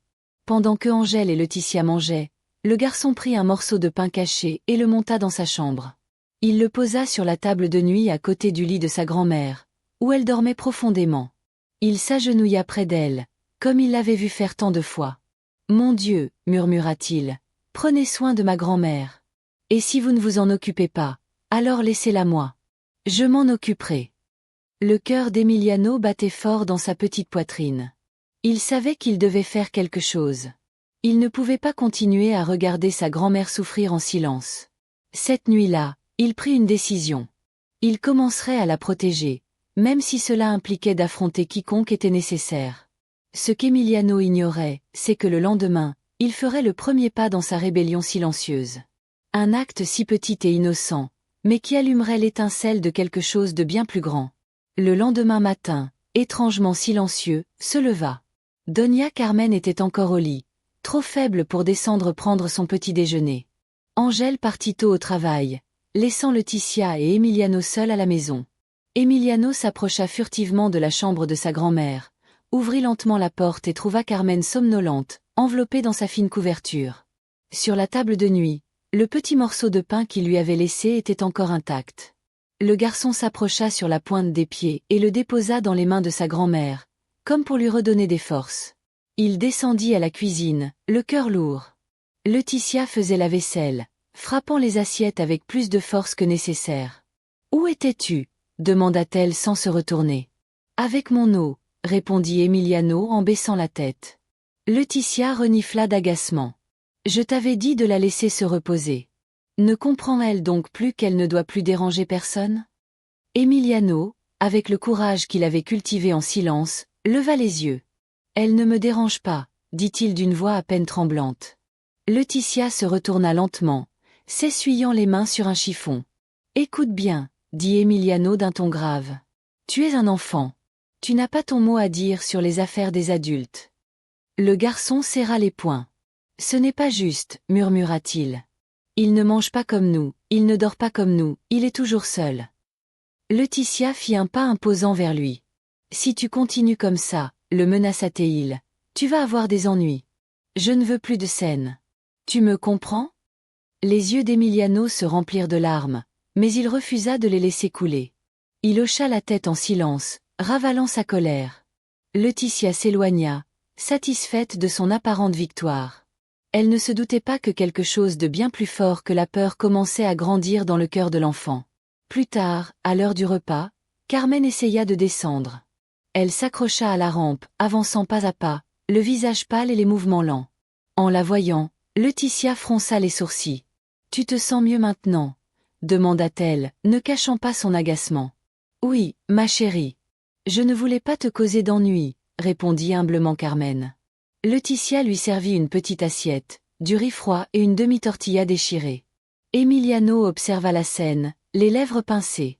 Un silence gêné régna tout au long du repas. Angèle n'était pas là, et Laetitia passa le temps à regarder son téléphone portable, ignorant la gêne ambiante. Carmen mangea lentement, presque gênée, tandis qu'Emiliano l'observait en silence, comme s'il enregistrait dans sa tête chaque geste, chaque soupir, chaque regard fuyant. Ce soir-là, après avoir fini ses devoirs, Emiliano chercha son carnet de croquis. Il s'assit sur son lit, alluma sa petite lampe et se mit à dessiner. Il dessina sa grand-mère avec de grandes ailes, comme un ange, le serrant dans ses bras dans un ciel étoilé. En dessous, il écrivit de sa plus belle écriture enfantine, « Ma grand-mère et ma maison ». Il glissa le dessin entre les pages de son carnet, pensant trouver un moyen de le lui offrir, mais il ne pouvait pas le faire devant Laetitia. Ce devait être un secret, comme un trésor rien que pour eux deux. Emiliano comprenait que Laetitia ne voulait pas que sa grand-mère reçoive de l'affection. Il comprenait que l'amour qu'il ressentait était un obstacle pour les adultes, mais cela ne l'arrêterait pas. Le lendemain, il se déciderait à faire plus que de simples dessins, car un simple acte de rébellion ne suffirait pas à protéger sa grand-mère. Il lui faudrait du courage, de l'ingéniosité. Ce qu'il ignorait, c'est que son petit plan aurait des conséquences qui changeraient le destin de toute la famille. Cette nuit-là, après avoir entendu les pas de Laetitia et le claquement de la porte de la cuisine, Doña Carmen resta assise au bord de son lit pendant de longues minutes, sentant le poids de son corps comme un fardeau qu'elle pouvait à peine porter. La petite pièce semblait immense, et le silence si pesant qu'il semblait l'écraser. La lampe de chevet éclairait à peine le coin où elle gardait son seul véritable refuge, son vieux carnet à la couverture cartonnée défraîchie, où elle notait recettes, rêves et prières depuis son enfance. Elle tendit lentement la main pour le ramasser et le posa sur ses genoux osseux. Ses mains tremblantes tournèrent lentement les pages usées jusqu'à trouver une feuille vierge. Là, prenant le stylo qu'elle gardait toujours entre les pages, elle commença à écrire comme si chaque mot était un moyen d'éviter de s'effacer. Aujourd'hui, le soleil était implacable, mais plus implacable encore était le froid dans les yeux de ceux dont j'avais rêvé qu'ils me protégeraient. Elle marqua une pause, prit une profonde inspiration, luttant contre les larmes qui lui brûlaient la gorge. Elle ne pouvait pas pleurer. Non, maintenant, elle ne devait plus montrer de faiblesse, même devant ces pages silencieuses. Elle se souvenait de sa jeunesse à Salamanque. Elle se souvenait de son mariage simple à l'église du village, lorsque José lui avait promis qu'ils auraient toujours un foyer rempli d'amour. Il se souvenait des rires de ses jeunes enfants, des gâteaux improvisés, des chansons qu'il avait inventées pour endormir un ange lorsqu'il avait de la fièvre. Comment était-il possible que tout cela ait fini par se réduire à l'ombre qu'il était maintenant, au regard de pitié ou d'agacement qu'il recevait chaque fois qu'il traversait la pièce? « Je ne suis pas un fardeau », écrivait-il d'une écriture tremblante, presque enfantine. « Je suis l'histoire vivante, je suis la mémoire. Je suis l'amour qui ne trouve nulle part où semer. » Tandis qu'il écrivait, il entendit frapper doucement à la porte. « Grand-père !» La voix d'Emiliano n'était qu'un murmure effrayé. Carmen cacha précipitamment le carnet sous son oreiller, essuyant ses larmes avant de répondre. « Entre, mon amour !» Le garçon entra, traînant sa peluche préférée pieds nus sur le sol froid. Il se dirigea vers le lit. Sans un mot, il grimpa à côté, cherchant la chaleur que Laetitia et Angèle ne lui offraient plus. « Je t'ai apporté quelque chose », dit-il en sortant un morceau de papier froissé de sa poche. Carmen déplia soigneusement le papier. C'était un dessin d'elle, avec d'énormes ailes, enlaçant de ses bras un petit garçon qui venait visiblement d'Émilie. Au-dessus, une immense lune, et en dessous, en lettres irrégulières, la phrase « Mon eau et ma maison ». La gorge de Carmen se serra. Elle caressa le dessin comme s'il s'agissait d'un trésor irremplaçable et serra son petit-fils dans ses bras avec tout l'amour que son corps épuisé pouvait encore lui offrir. « Merci, mon amour », murmura-t-elle. « Tu ne sais pas ce que ça signifie pour moi. »« Je ne veux pas que tu sois triste, ah », dit Emiliano en se blottissant contre elle. Elle ferma les yeux, sentant le cœur de l'enfant battre, ce cœur petit mais courageux qui croyait encore en l'amour inconditionnel. Lorsqu'Emiliano s'endormit profondément, Carmen sortit son carnet. D'une main lente, elle colla le dessin à l'intérieur, avec un petit morceau de vieux ruban adhésif trouvé dans une de ses boîtes à couture. À côté du dessin, elle écrivit « Quand mes forces m'abandonneront, je regarderai ce dessin et je me souviendrai que je suis toujours à la maison pour quelqu'un. » Elle éteignit la lampe et, dans l'obscurité, laissa une larme silencieuse couler sur sa joue. Ce n'était pas une larme de tristesse, c'était une larme de gratitude, cette humble gratitude que seuls ceux qui ont presque tout perdu peuvent ressentir. Ce que Carmen ignorait, c'est que ce carnet, désormais marqué par son poing tremblant et l'amour pur d'un enfant, parlerait un jour pour elle, lorsque sa voix ne pourrait plus le faire. Mais avant cela, la vie mettrait son endurance à rude épreuve, d'une manière encore plus douloureuse. Car Laetitia, constatant l'affection grandissante entre la vieille dame et Emiliano, se montrerait d'une dureté que même Carmen, malgré toute sa patience de mère et de grand-mère, ne pourrait supporter sans que son esprit ne se fissure. Et le premier coup serait porté lorsque le petit Emiliano, plein d'innocence et d'amour, serait puni de la manière la plus cruelle pour avoir osé aimer sa grand-mère plus que Laetitia ne le tolérait. Le lendemain, les premiers rayons de soleil filetaient à peine à travers les rideaux lorsqu'Emiliano se réveilla avant tout le monde. Il resta un moment allongé dans son lit, serrant sa peluche dans ses bras, pensant à sa grand-mère endormie de l'autre côté du mur. Le dessin qu'il lui avait offert la veille avait éveillé quelque chose en elle. Il l'avait vu dans ses yeux brillants, dans la façon dont elle lui serrait la main comme si elle ne voulait plus la lâcher. Et puis il comprit qu'il devait faire quelque chose de plus. Il sauta silencieusement du lit, sortit sa boîte de crayons et une feuille de papier propre de son cahier. Il s'assit par terre, éclairé seulement par la faible lumière du matin, et se mit à dessiner avec tout l'amour que son petit corps pouvait supporter. Cette fois, il ne dessina ni aile ni étoile. Il dessina sa grand-mère assise dans un jardin fleuri. Elle souriait, entourée d'arbres immenses et d'oiseaux qui semblaient chanter pour elle. Et Emiliano, sur le dessin, lui tenait la main sous un ciel bleu sans nuages. La langue entre les dents, concentré comme s'il peignait l'œuvre de sa vie, il écrivit en bas « Nous serons toujours un jardin, même si les autres ne voient que des pierres. » Il rangea le dessin dans sa poche. Il ne pouvait pas le lui rendre immédiatement. Il savait que Laetitia le lui arracherait des mains avant qu'il ait pu terminer. Il attendit patiemment toute la journée. Carmen passa la matinée dans sa chambre, trop fatiguée pour descendre. Laetitia jeta à peine un coup d'œil pour la surveiller, comme elle le dit un jour à voix basse, pensant que personne ne l'entendrait. Angèle, comme toujours, était absent, absorbé par son travail et ses silences. Emiliano, faisant semblant de jouer dans le salon, prépara le moment idéal. Alors que Laetitia montait dans sa chambre pour passer un appel, Emiliano s'éclipsa sur la pointe des pieds dans la chambre de sa grand-mère. Il la trouva endormie, respirant lentement, la couverture se soulevant et retombant à un rythme fragile. Il s'approcha lentement. Avec la délicatesse de quelqu'un arrangeant une fleur sur un autel, il ouvrit le vieux carnet que Carmen gardait sous son oreiller. Il chercha une page blanche et y glissa son nouveau dessin, le refermant soigneusement pour qu'elle puisse le retrouver lorsqu'elle écrirait à nouveau. Il resta quelques secondes de plus à l'observer. Le visage de Carmen, bien que fatigué et amaigri, paraissait paisible lorsqu'elle dormait. Elle n'était pas l'image de quelqu'un qui importune. Elle était l'image de quelqu'un qui avait tant aimé, qui supportait maintenant l'ingratitude de ceux qui oubliaient tout ce qu'elle avait donné. Emiliano serra les poings. Il promit silencieusement que tant qu'il le pourrait, sa grand-mère ne se sentirait pas seule. Il descendit l'escalier en courant avant que Laetitia ne revienne, se cachant parmi ses jouets. Des heures plus tard, Carmen se réveilla. Elle s'assit lentement dans son lit, se frottant les yeux, et sentit quelque chose de différent dans son carnet. Elle l'ouvrit, les mains tremblantes, et le trouva là. Le nouveau dessin, lumineux, innocent, plein de vie. Le sourire qui éclaira son visage fut immédiat, malgré le tremblement de ses lèvres. Elle caressa le papier comme si elle caressait l'âme de son petit-fils. « Nous serons toujours un jardin », lut-elle doucement. Elle ferma les yeux, serrant le dessin contre son cœur, et à cet instant, elle se jura que même si elle devait vivre de miettes, même si elle était ignorée et humiliée chaque jour, elle ne permettrait pas qu'on lui enlève ce dernier brin d'amour. Plus tard, assise sur le banc rouillé du jardin, elle écrivit dans son carnet. « Aujourd'hui, j'ai reçu le plus beau des cadeaux. Il ne s'achète pas, il ne s'exige pas, il ne naît que d'un amour sincère. Merci, Emiliano, de me rappeler que je m'épanouis encore. » Mais tandis que Carmen trouvait refuge dans ce petit geste d'amour, l'atmosphère dans la maison se tendit. Laetitia, voyant Emiliano s'attacher de plus en plus à sa grand-mère, durcit son regard. Et la prochaine humiliation ne toucherait pas seulement Carmen. Cette fois, ce serait Emiliano qui paierait le prix de cet amour interdit. Le lendemain, tandis que le soleil brûlait impitoyablement le béton du patio, Doña Carmen était assise sur son banc rouillé, son carnet fermé sur ses genoux.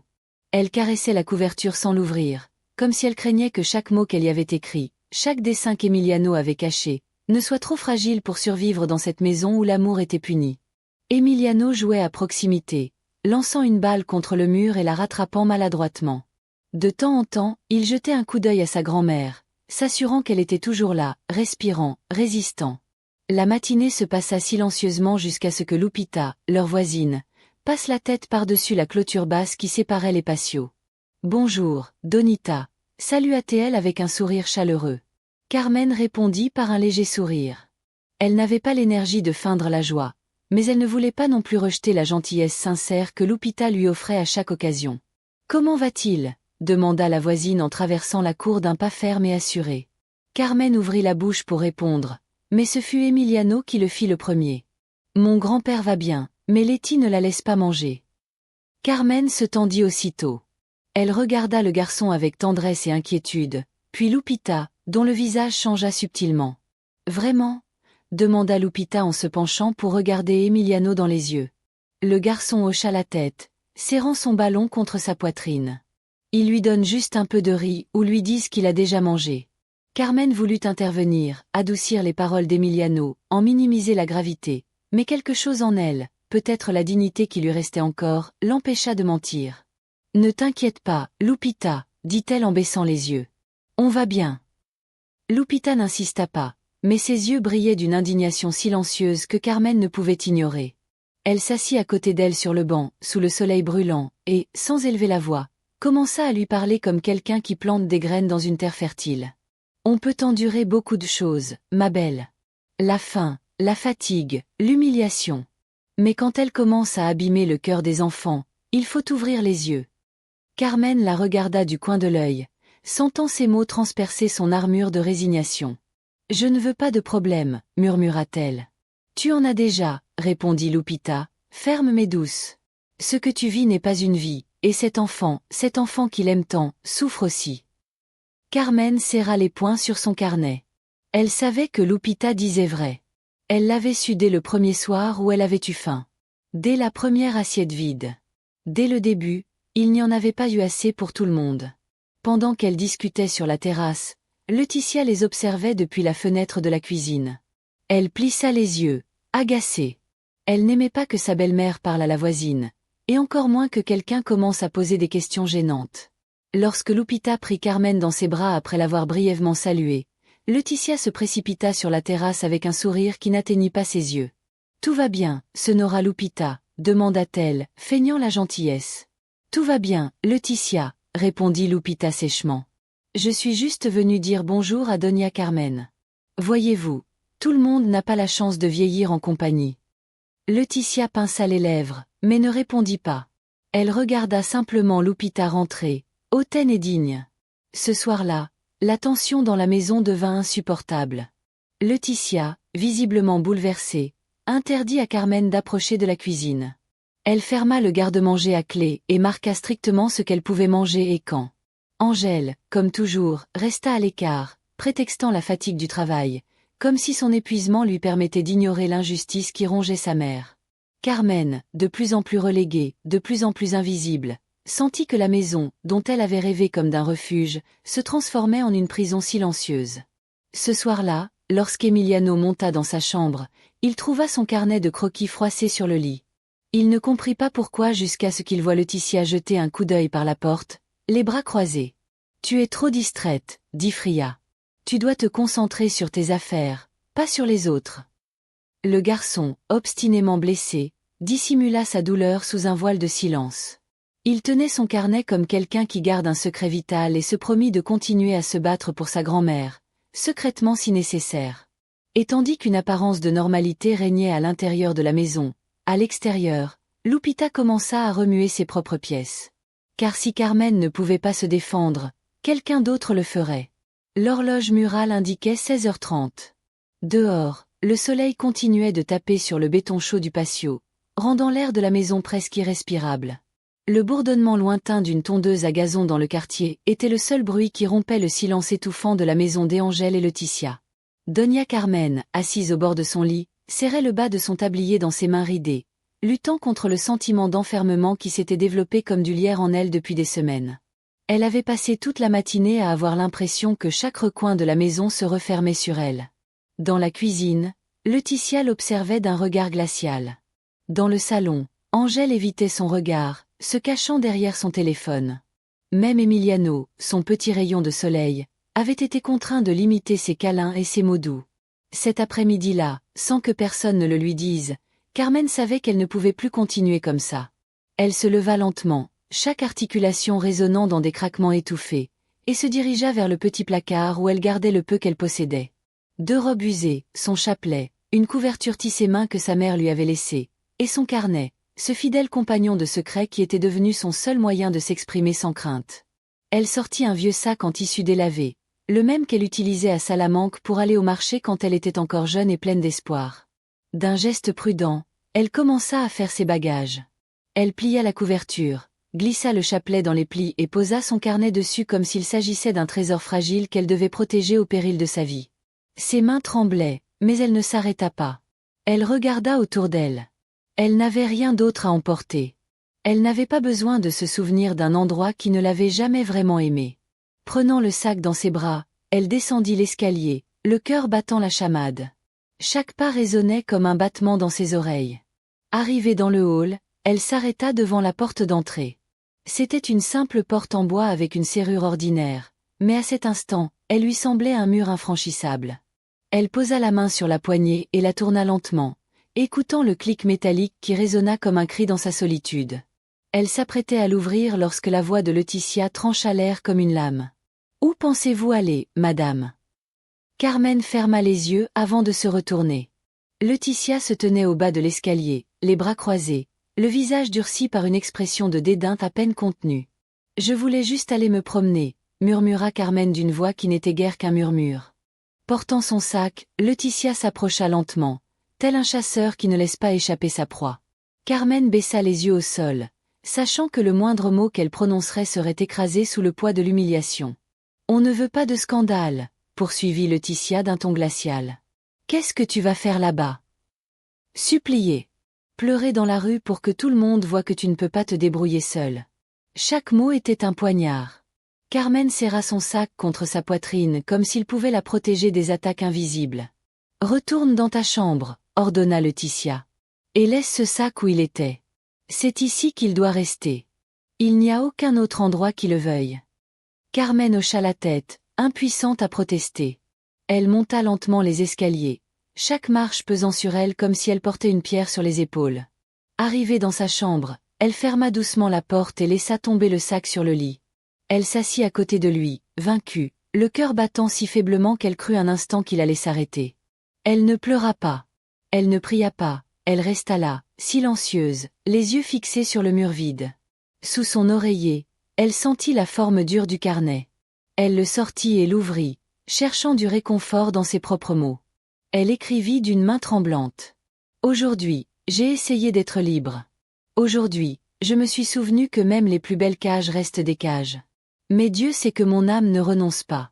Pas tant qu'un petit cœur me considère encore comme sa demeure. » Tandis que Carmen se réfugiait dans ses pensées écrites, Emiliano, caché derrière la rampe de l'escalier, avait tout vu. Il vit le sac. Tombé au sol, l'humiliation se reflétant dans le dos voûté de sa grand-mère, le visage impassible de sa mère, et quelque chose en lui, quelque chose de plus grand que la peur, s'enflamma. Cette nuit-là, tandis que le reste de la maison dormait, Emiliano s'approcha de la chambre de sa grand-mère en silence. Il ouvrit lentement la porte et, sans réveiller Carmen, déposa un autre petit dessin à côté de son carnet. Cette fois, ce n'était ni un jardin ni un ange. C'était une petite maison avec deux silhouettes se tenant la main. Une grand-mère, un petit-fils. Dessous, il écrivait en lettres tremblantes. « Un jour, je te ramènerai chez toi, Abbé. » Et même si le garçon n'avait pas encore les mots ni les moyens de tenir sa promesse, une révolution avait déjà commencé dans son cœur, une révolution qui allait bientôt changer le destin de tous ceux qui vivaient sous ce toit. L'aube arriva, enveloppée d'un calme pesant, comme si la maison elle-même refusait de se réveiller. Les premiers rayons de soleil parvenaient à peine à filtrer à travers les lourds rideaux du salon, illuminant la poussière en suspension dans l'air. L'air, la poussière que personne ne semblait vouloir nettoyer. Doña Carmen, assise au bord de son lit, achevait de ranger le dessin qu'Emiliano avait laissé la veille au soir entre les pages de son carnet. Elle l'avait trouvé à son réveil, et en le voyant, son cœur trembla de tendresse et de tristesse à la fois. Un enfant ne devrait pas porter une telle tristesse. Un enfant ne devrait pas promettre de sauver quelqu'un qu'il devrait protéger. Elle se leva lentement, prit son châle et descendit dans la salle à manger. Même si au fond d'elle-même elle savait qu'elle ne serait pas la bienvenue, son petit-fils serait là, et pour lui seul, cela valait la peine d'affronter tout cela. Emiliano était déjà assis à table, jouant avec les miettes de pain dans son assiette vide. Laetitia servait le petit déjeuner avec une expression sérieuse et des gestes automatiques. Angèle était là aussi, comme chaque matin, mais c'était comme si sa présence n'était qu'une rumeur, une ombre sans voix ni action. Lorsque Carmen s'approcha, Angèle leva à peine les yeux de sa tasse de café. « Bonjour, mon fils, » murmura-t-elle, attendant un signe de reconnaissance. Angèle hocha légèrement la tête, sans dire un mot. Laetitia, sans se retourner pour la regarder, déposa une petite assiette sur la table devant Carmen. Juste un morceau de vieille tortilla et du riz froid. La vieille femme resta assise en silence, l'âme brisée, mais conservant sa dignité à chaque mouvement. Au petit déjeuner, la conversation se résuma à un monologue de Laetitia sur les factures impayées, le prix de l'essence et la nécessité de remplacer la machine à laver. Angèle répondit par des murmures. Des mots brefs, absents même en sa présence. Carmen mangeait lentement, non pas par manque de faim, mais parce que chaque bouchée était une lutte contre la tristesse qui montait dans son estomac. Lorsqu'ils eurent fini, Laetitia se leva, laissant son assiette sale sur la table, et Angèle la suivit sans se retourner. Emiliano, fronçant les sourcils, tira sa chaise plus près de sa grand-mère et lui offrit un morceau de son petit pain. « Tiens, de l'eau. Le mien est meilleur. » Carmen secoua la tête avec un sourire mélancolique. « Non, mon amour, ton pain est ta force. J'ai déjà le mien ici, dit-elle en posant la main sur son cœur. Mais le garçon insista, coupant le pain en deux et en déposant une moitié dans la main de sa grand-mère, comme un acte d'amour silencieux. Après le petit déjeuner, Carmen monta lentement dans sa chambre pendant qu'Emiliano débarrassait les assiettes. Depuis la cuisine, Laetitia l'observait, les lèvres pincées de dégoût. Angèle, assis dans le salon, son ordinateur portable ouvert, semblait inconscient de tout. Elle tapait distraitement, vérifiant ses emails professionnels, ignorant les regards, les silences, les petites injustices qui s'accumulaient autour d'elle comme des ordures balayées sous le tapis. Carmen, depuis la fenêtre de sa chambre, l'observait en silence. Son fils, son enfant, qui autrefois avait couru vers elle les bras ouverts, était maintenant un homme recroquevillé dans son confort, incapable d'affronter sa femme ou de protéger celle qui lui avait donné la vie. Elle se demandait quand elle l'avait perdu, si c'était lorsque les soucis s'accumulaient, lorsque l'argent commençait à diminuer, ou simplement lorsque l'amour ne suffisait plus. Ce soir-là, lorsqu'Angèle monta dans sa chambre, Carmen décida de réessayer. Non pas pour se plaindre, non pas pour exiger, mais pour rappeler à son fils qu'elle était toujours là, vivante, ayant besoin d'un simple mot, d'un regard. Elle s'approcha de la porte entr'ouverte et frappa doucement. « Puis-je entrer ?» Angèle leva la tête, surpris. « Bien sûr, maman, entre. » Carmen entra lentement. Angèle avait enlevé ses chaussures et portait un t-shirt, le visage fatigué et hagard. « Je voulais juste savoir comment tu vas, » dit-elle en s'asseyant au bord du lit. Angèle la regarda quelques secondes, comme s'il hésitait entr'ouvrir la porte ou la fermer définitivement. « Je vais bien, maman, » dit-il finalement, mais sa voix était creuse, comme l'écho d'un mensonge trop répété. Carmen hocha la tête, acceptant la réponse, même si son cœur lui criait que ce n'était pas vrai. « Moi aussi, je vais bien, » mentit-elle avec un faible sourire. Un silence gêné s'installa entre eux. Au bout d'un moment, Carmen se leva. « Repose en paix, mon fils. » Et elle quitta la pièce en fermant doucement la porte derrière elle. De l'autre côté, adossée au bois, elle laissa couler une larme silencieuse. Angèle, assise sur son lit, fixait la porte fermée, un pincement de culpabilité. Mais comme toujours, il choisit de ne rien faire.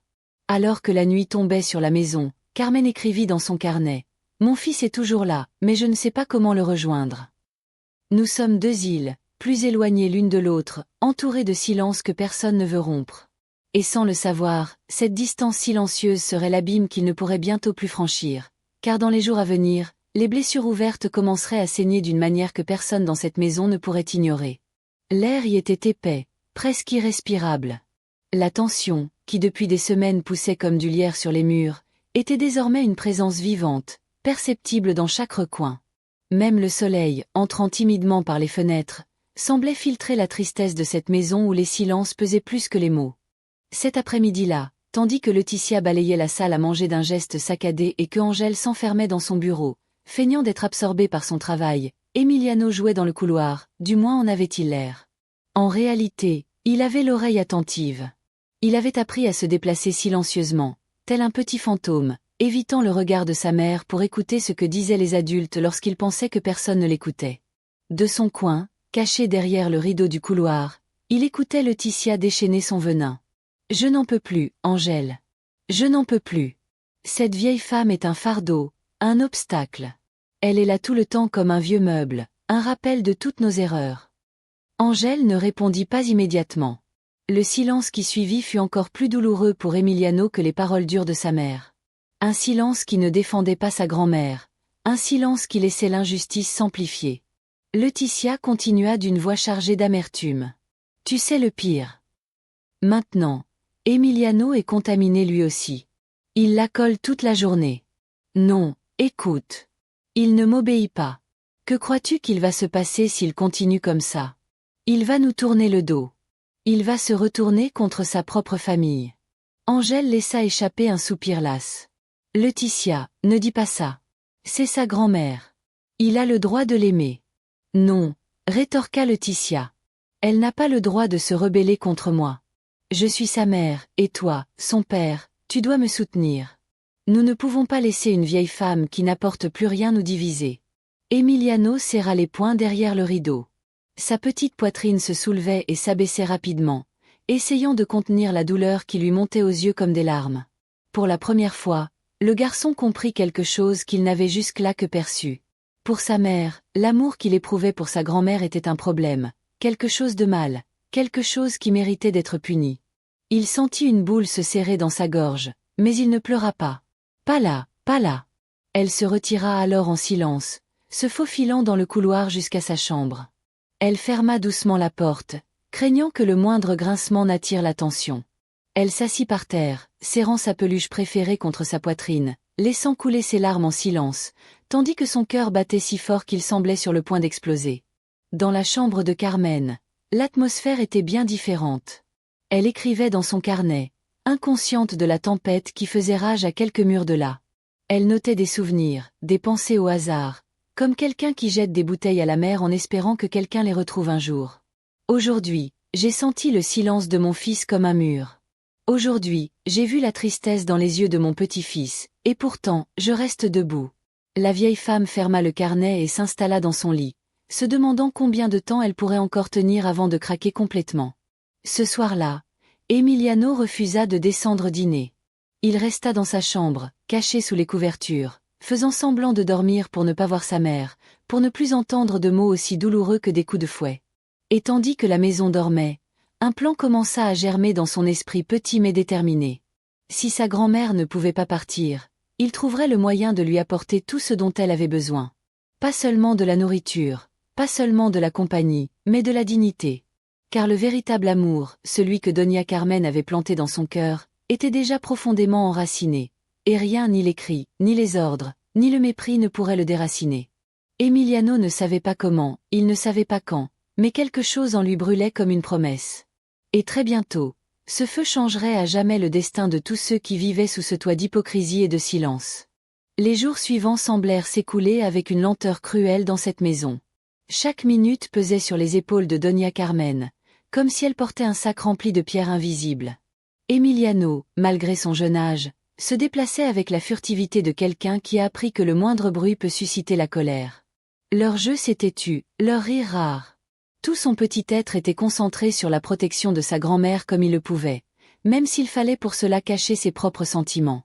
Un après-midi, tandis que Laetitia arrosait les plantes du patio d'un mouvement saccadé, Carmen décida qu'elle ne pouvait plus garder pour elle l'accumulation de mots qu'elle avait accumulés dans son carnet au fil de tant de nuits.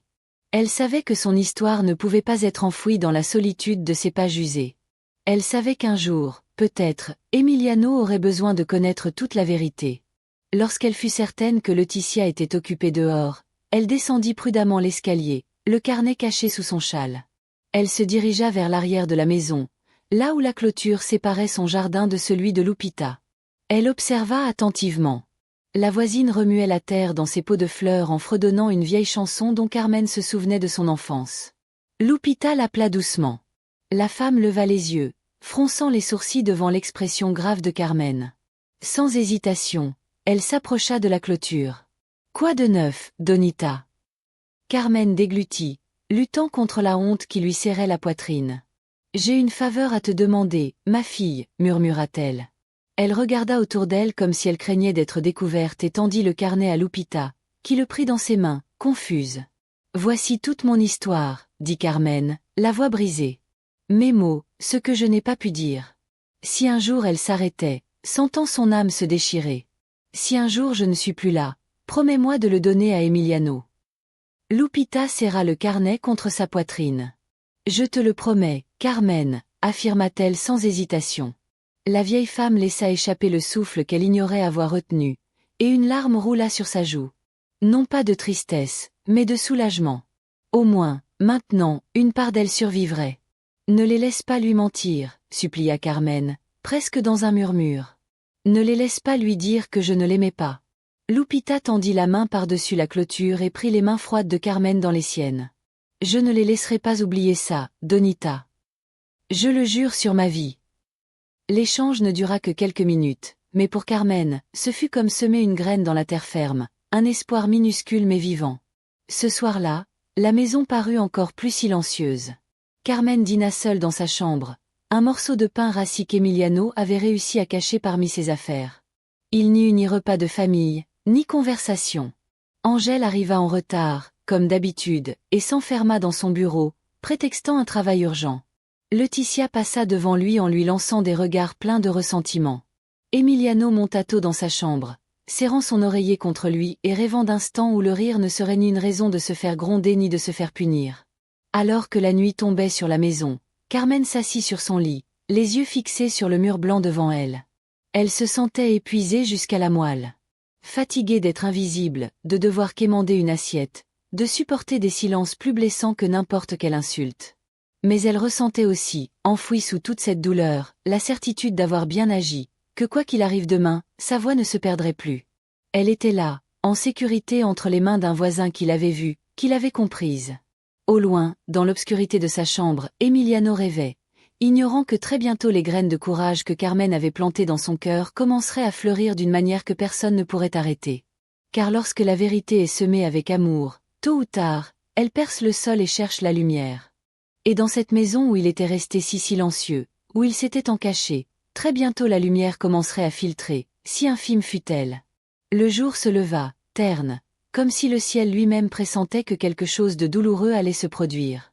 Une brise froide traversa les rues, agitant les arbres rabougris du quartier, tandis que chez Angèle et Laetitia, tout semblait suivre son cours habituel de silence et de regards détournés. Emiliano, levé avant tout le monde, travaillait en secret dans sa chambre.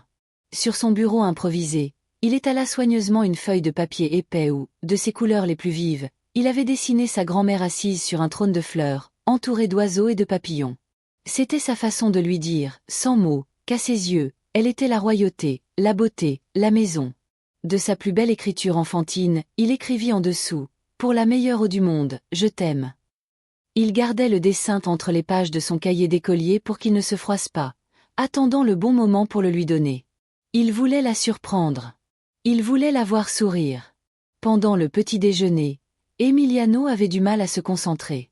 Il regardait sans cesse le carnet caché dans son sac à dos, anxieux, nerveux, excité. Après avoir mangé, Laetitia annonça qu'elle allait faire les courses hebdomadaires et qu'elle ne tarderait pas. Angèle, comme à son habitude, en profita pour se plonger dans son ordinateur, immunisée contre le reste du monde.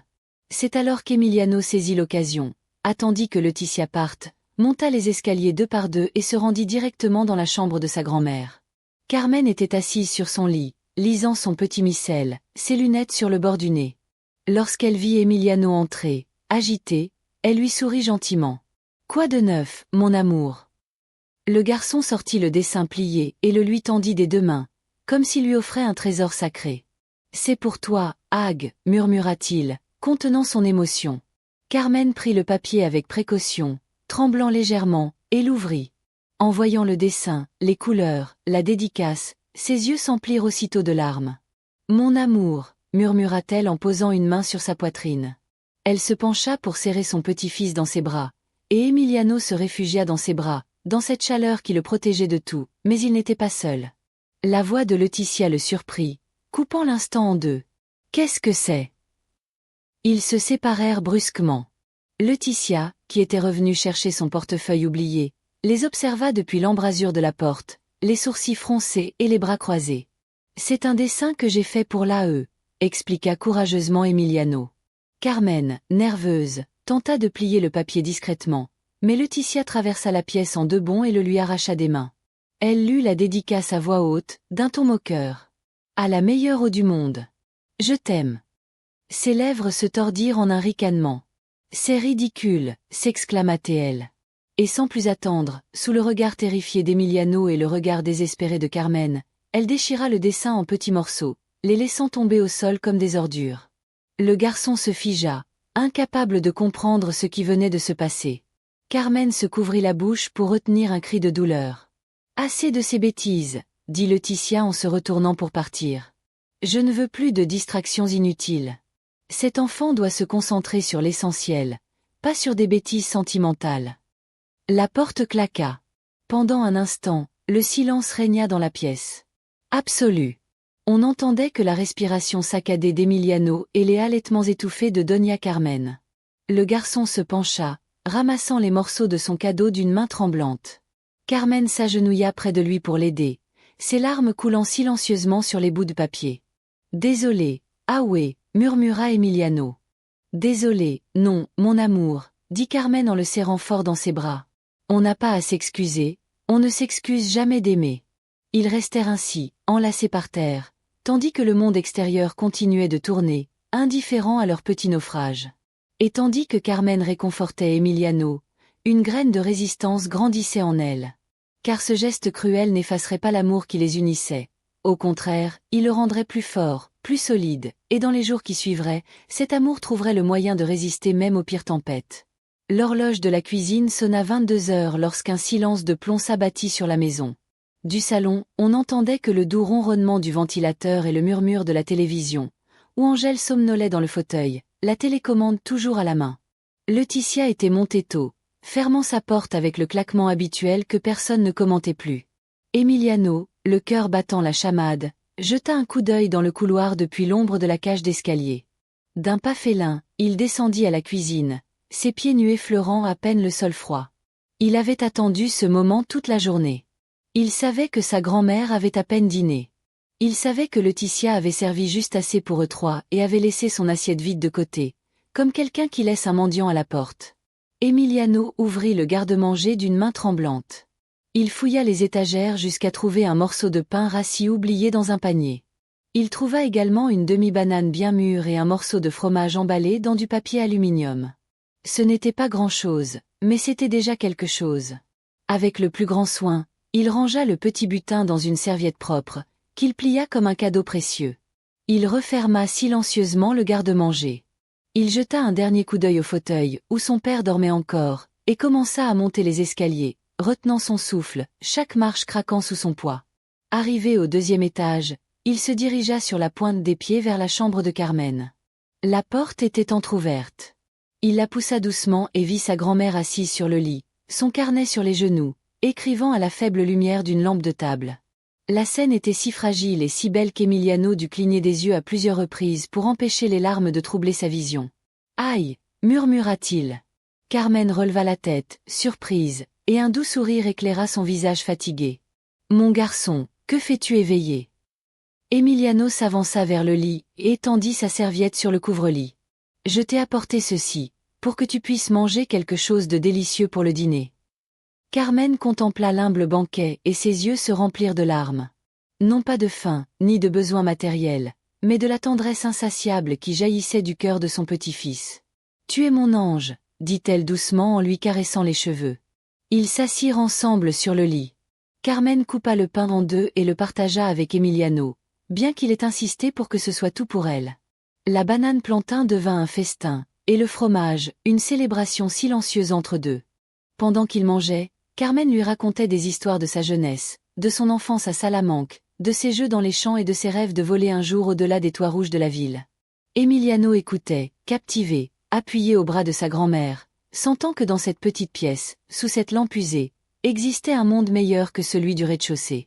Quand ils eurent fini, Carmen ramassa les restes et les cacha dans un sac en papier pour que Laetitia ne trouve aucune trace le lendemain matin. Puis elle embrassa Emiliano sur le front et le borda avec la même tendresse que sa mère avait eue lorsqu'il n'était qu'un bébé. « Merci, mon amour, » murmura-t-elle. « Merci de ne pas m'avoir oublié. » Emiliano sourit, les yeux fermés. « Je n'oublierai jamais, ah oui. Jamais. » Cette nuit-là, ils dormirent ensemble comme deux naufragés accrochés à une île au milieu d'une tempête. Mais en bas, dans le salon vide, la télévision clignotait, projetant les images d'un monde indifférent. Et dans le cœur de Laetitia, bien qu'elle ne le sache pas encore, la méfiance était déjà installée, car le lendemain, elle découvrirait des signes de complicité entre grand-mère et petit-fils, et sa réaction serait impitoyable.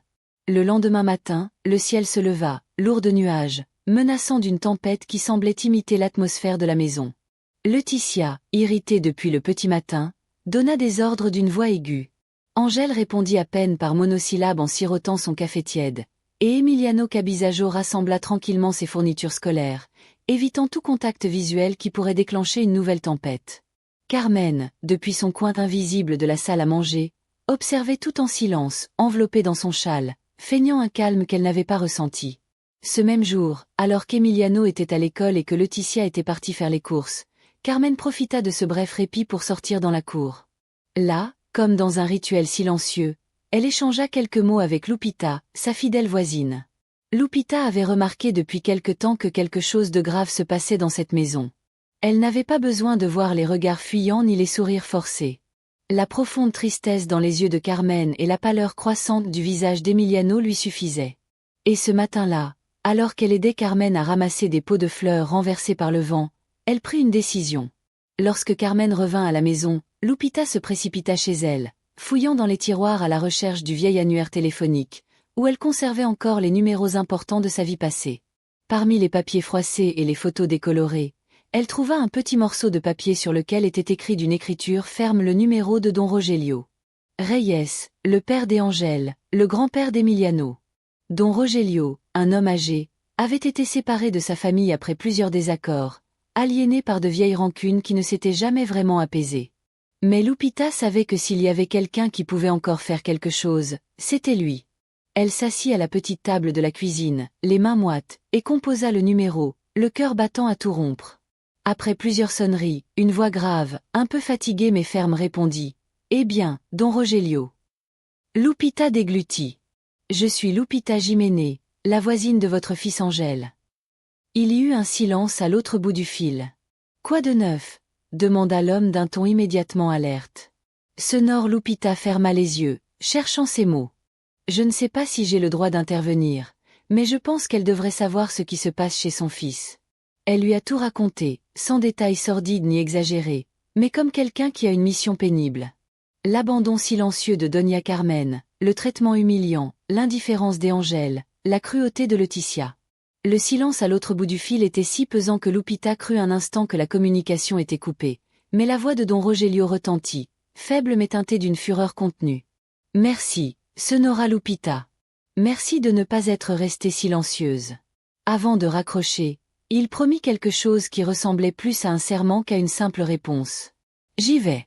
Personne ne laisse mourir de faim la mère qui leur a donné la vie. » Lupita raccrocha, tremblante, sachant qu'elle avait allumé une étincelle qui pouvait tout incendier. En fin d'après-midi, la routine à la maison continuait comme d'habitude. Leticia servit le déjeuner. Angel se réfugia devant la télévision. Emiliano, silencieux, feuilletait son carnet rempli de dessins déchirés et de rêves rapiécés. Mais Carmen sentait quelque chose de différent dans l'air, une sorte de léger murmure, une vibration dans l'air qu'elle ne pouvait expliquer, comme si, quelque part au monde, quelqu'un avait entendu son silence et que quelqu'un était déjà en chemin. La nuit était tombée sur la maison comme une épaisse couverture. Ni le murmure lointain de la circulation ni les aboiements sporadiques des chiens ne parvenaient à briser le silence épais qui régnait entre ces murs. Dans sa chambre, Doña Carmen était assise près de la petite fenêtre, les genoux serrés contre sa poitrine. Elle contemplait la rue déserte au-delà des barreaux, se demandant combien de fois encore elle devrait ravaler l'humiliation, combien de nuits encore elle pourrait supporter le mépris silencieux qui l'entourait. Emiliano dormait profondément, épuisé par des journées de tension que son petit cœur ne comprenait pas vraiment. Angel n'était pas rentrée de son bureau, réclamant du travail supplémentaire. Leticia, quant à elle, s'était barricadée dans sa chambre, enfermée dans son monde de plaintes et de griefs intérieurs. Carmen savait que c'était sa seule chance. Son cœur, fatigué mais ferme, lui murmurait qu'elle ne pouvait rester là jusqu'à dépérir complètement. Elle ne pouvait pas continuer à occuper un coin de cette maison comme un meuble oublié. Elle devait retrouver un peu de dignité, même si cela impliquait de faire un dernier pas seule. Elle se leva en silence. Elle attrapa son vieux sac, celui-là même qu'elle avait fait des semaines auparavant, lorsqu'elle avait tenté de partir la première fois, après que Leticia l'eut arrêtée avec des paroles empoisonnées. Cette fois, il n'y aurait pas de confrontation. Cette fois, elle partirait sans au revoir, sans grief. Elle se dirigea lentement vers sa commode et en sortit son petit missel, son chapelet usé, le carnet relié qu'elle conservait comme un morceau de son âme. Elle rangea tout dans son sac. Elle n'emmena ni vêtements ni chaussures de rechange. Elle ne prit que l'essentiel, sa foi, ses souvenirs, son histoire. En passant devant le lit d'Emiliano, elle s'arrêta, se pencha péniblement et lui caressa doucement les cheveux, sans le réveiller. Elle le regarda comme si elle savait que ce serait peut-être la dernière fois. Au fond d'elle-même, grand-mère luttait contre l'instinct de rester pour lui, mais elle savait qu'en restant, elle ne ferait qu'apprendre à Emiliano à accepter l'injustice en silence. Et Carmen ne pouvait se le permettre. Avant de quitter sa chambre, elle prit une feuille blanche de son carnet et écrivit d'une écriture tremblante. « Mon fils, merci pour ton toit. Bien que mon âme se soit sentie plus orpheline que jamais entre ces murs, je pars en paix. Je ne demande rien. J'espère juste qu'un jour tu comprendras que celui qui oublie ses racines oublie aussi qui il est. Que Dieu te bénisse, maman. Pliant soigneusement la lettre, elle la laissa sur la table du salon, à côté du vase qui avait autrefois contenu des fleurs et qui ne prenait plus que la poussière. Elle prit une grande inspiration, jeta un dernier regard à la maison, à ses recoins froids et vides. Puis elle tourna la poignée de la porte, l'ouvrit lentement et sortit. Le froid du petit matin la frappa au visage comme une gifle, mais aussi comme un réveil. Elle était libre. Pour la première fois depuis longtemps, elle maîtrisait ses pas. Elle descendit lentement les marches, son sac serré contre sa poitrine. Elle ne savait pas où elle irait. Elle ne connaissait personne en ville. Elle n'avait ni l'argent ni la force de marcher loin, mais quelque chose de plus puissant la poussait en avant, la certitude que sa dignité valait plus que n'importe quel toit, plus que n'importe quelle assiette vide. Elle marchait sur le trottoir désert, ses sandales usées claquant doucement sur le béton. Chaque pas était un adieu. Un adieu à l'humiliation, un adieu à l'abandon. Mais c'était aussi une promesse silencieuse faite à Emiliano. Sa grand-mère n'abandonnerait pas, elle savait encore marcher sur ses pieds, même si la vie la poussait à terre. Et tandis que Carmen disparaissait dans la nuit, à l'insu de tous, quelqu'un bougea sous les draps. Emiliano ouvrit les yeux. Il avait ressenti quelque chose, une absence, un vide. Il sauta du lit, le cœur battant la chamade. Il courut dans la chambre de sa grand-mère et trouva le lit vide, le chapelet oublié sur l'oreiller, et il sut, sans même avoir besoin de chercher plus loin, que sa grand-mère était partie. Un frisson terrifiant le parcourut, et dans son petit cœur, une étincelle de désespoir s'alluma. L'aube se leva timidement sur le quartier, teintant de gris les rues désertes, tandis qu'à l'intérieur de la maison, tout semblait suspendu dans un silence inquiétant. Emiliano, les yeux ouverts depuis des heures, n'avait pas pu dormir après avoir trouvé le lit de sa grand-mère vide. La peur le tenaillait. Il se demandait, avec l'innocence brisée de ses 7 ans, s'il la reverrait un jour, si un adulte comprendrait que quelque chose de terrible s'était produit avant qu'il ne soit trop tard. Lorsqu'il entendit des pas dans l'escalier, il se cacha derrière la porte entr'ouverte de sa chambre. Il vit Laetitia dévaler la maison comme une bourrasque, fouillant les recoins de la maison, appelant Carmen à grands cris, mais avec impatience, non avec inquiétude. « Madame Carmen » cria-t-il, « où est Angèle ?» Encore somnole, il apparut dans le couloir. « Qu'est-ce qui ne va pas ?» demanda-t-il en se grattant la tête. « Votre mère n'est pas là. »« Elle est partie » rétorqua Laetitia en jetant des regards furieux autour d'elle comme si elle scrutait les murs à la recherche de coupables. Le garçon sentit un frisson le parcourir. Sans réfléchir, il dévala l'escalier, et profitant des disputes des adultes, se glissa dans la salle à manger. Sur la table, il trouva la lettre. Ses petites mains tremblantes déplièrent le papier, et il peina à déchiffrer l'écriture tremblante de sa grand-mère. « Mon fils, merci pour ton toit.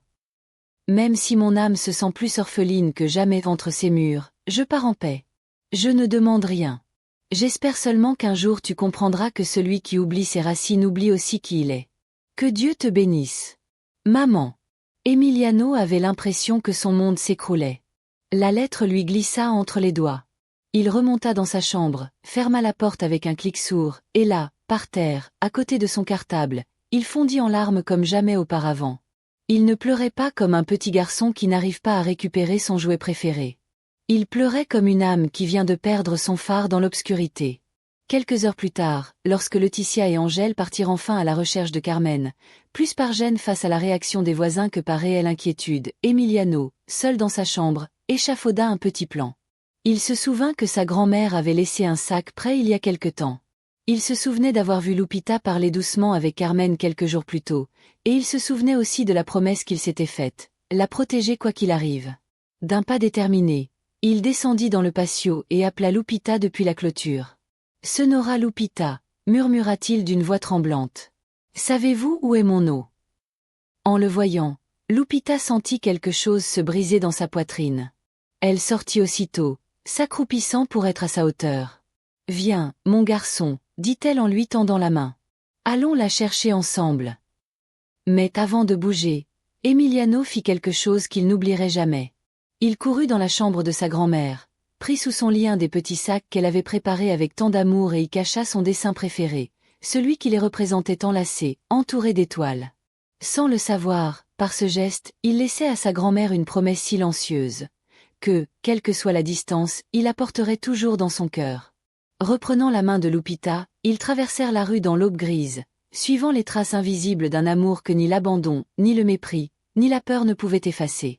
Et à cet instant, le destin de chacun commença à basculer, car au loin, une vieille voiture fonçait vers la maison, et à l'intérieur, don Rogelio, le père oublié, le grand-père absent, arrivait avec une seule intention: exiger justice, exiger la vérité.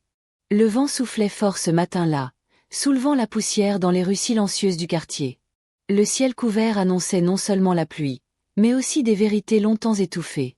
À l'intérieur, l'atmosphère était chaotique. Laetitia faisait les 100 pas dans le salon, murmurant des insultes, tandis que Angèle, le visage bouleversé, consultait son téléphone portable encore et encore, comme s'il attendait un message miraculeux qui lui donnerait une solution à ce qui se passait. Emiliano, assis sur la première marche de l'escalier, serrait son sac à dos contre sa poitrine. Il ne dit rien, se contentant d'observer ses yeux sombres, attentifs à chaque mouvement, le cœur battant d'anxiété et de rage contenue. L'absence de Carmen pesait sur tous comme une pierre tombale. Soudain, le bruit d'un moteur qui approchait rompit le silence. Une vieille voiture grinçante s'arrêta devant la maison. Laetitia se pencha à la fenêtre, les sourcils froncés, en voyant l'homme sortir du véhicule. C'était don Rogelio Reyes, le père d'Angèle, le grand-père d'Emiliano. Un homme grand, aux cheveux blancs, le dos toujours droit malgré son âge. Il était vêtu simplement, jean, chemise à carreaux et bottes poussiéreuses, mais dans ses yeux brillait quelque chose de plus fort que tout luxe, la détermination.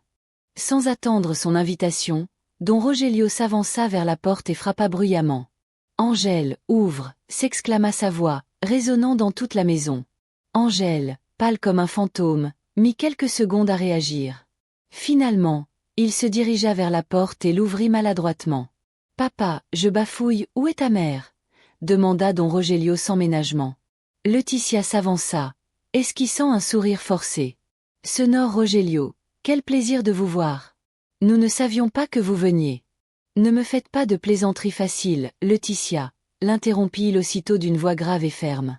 Son regard parcourut la maison, le salon en désordre, la salle à manger où subsistaient encore les traces du dernier dîner précipité. Il ne lui fallut pas longtemps pour remarquer l'absence la plus importante. « Où est Carmen ?» insista-t-il en se tournant vers son fils. Angèle baissa la tête. Il partit en murmurant. « Don Rogelio !»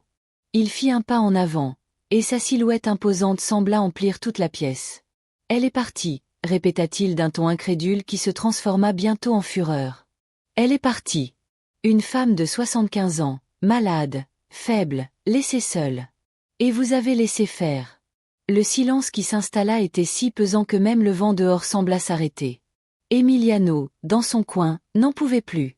Il se leva d'un bond et courut vers son grand-père. « Grand-père, je sais où elle est, » dit-il d'une voix tremblante mais déterminée.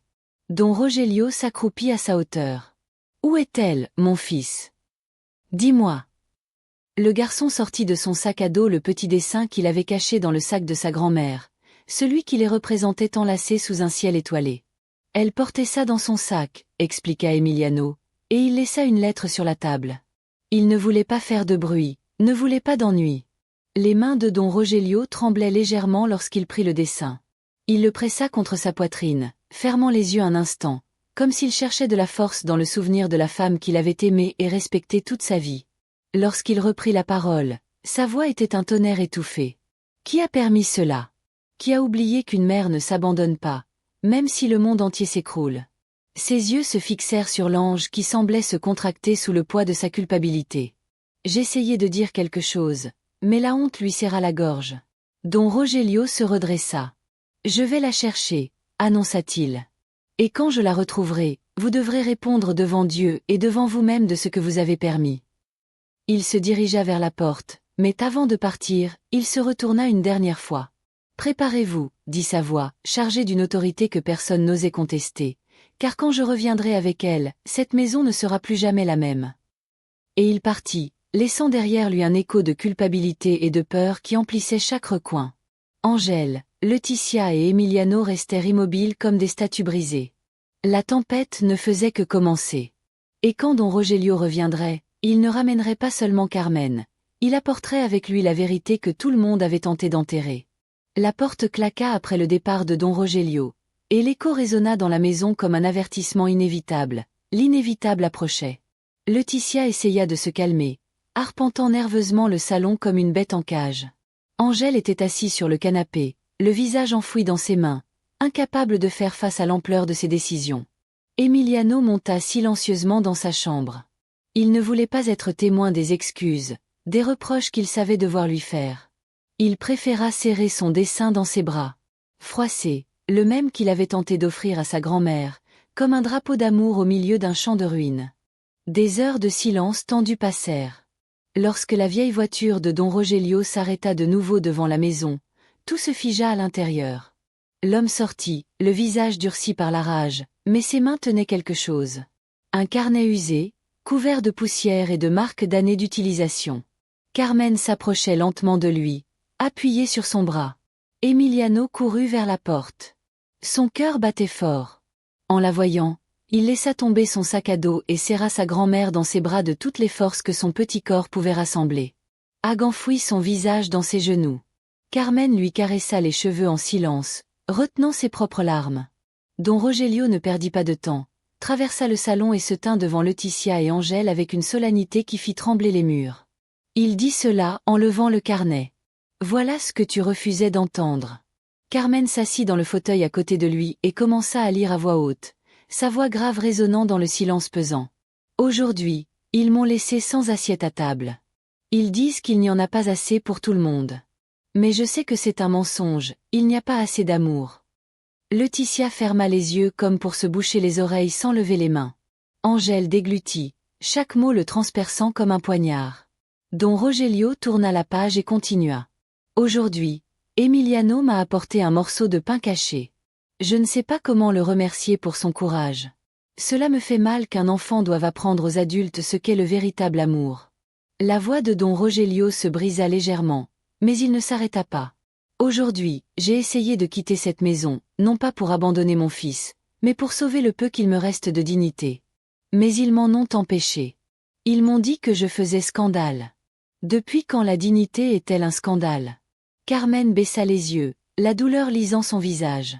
Il n'était pas facile d'entendre ses propres blessures s'exprimer à voix haute, mais il savait qu'il n'y aurait pas de retour en arrière. Laetitia tenta de l'interrompre. « Ce n'est pas bien. Tu exagères. » Mais don Rogelio la fit taire d'un geste. « Exagérant ?» demanda-t-il en levant le carnet. « Il n'y a pas d'exagération ici. Voici la vérité que tu as refusé de voir. » Angèle ne pouvait soutenir le regard de son père. Il baissa les yeux, se courbant davantage sur la chaise.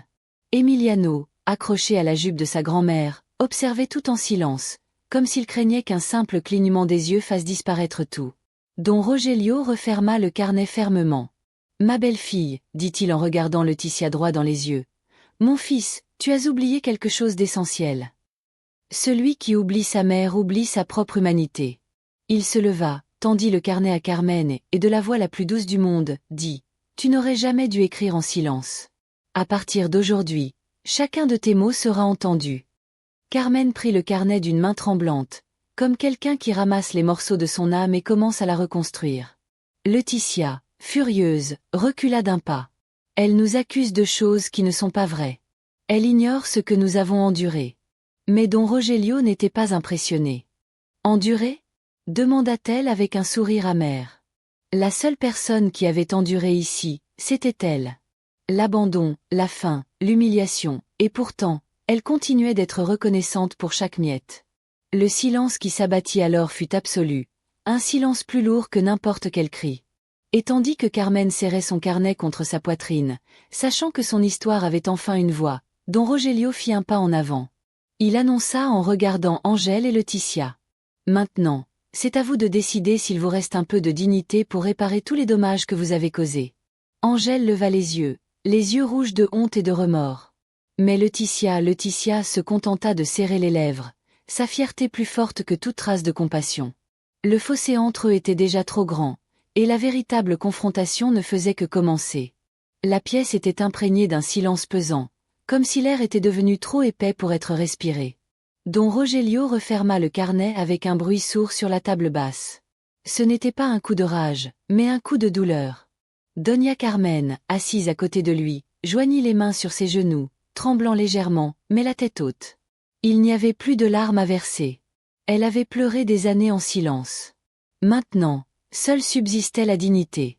Laetitia gardait les bras croisés, les lèvres serrées, les yeux brillants non de honte, mais de rage. Angèle, quant à lui, avait l'air d'un homme diminué, les épaules affaissées, incapable de regarder son père, incapable de regarder son fils, et encore moins la femme qu'il avait mis au monde. Don Rogelio se leva. La pièce semblait encore plus petite sous sa présence. Se tournant vers Angèle, d'une voix basse mais puissante, il dit « Sais-tu ce qu'on m'a appris, Angèle ? Qu'un homme peut faire des erreurs, tomber, échouer, mais ce qu'il ne peut pas faire, ce qu'il ne doit jamais faire, c'est oublier d'où il vient. » Angèle déglutit, incapable de prononcer un mot. Don Rogelio fit un pas en avant et désigna le carnet posé sur la table. « Chaque mot écrit ici est une blessure que tu as permise.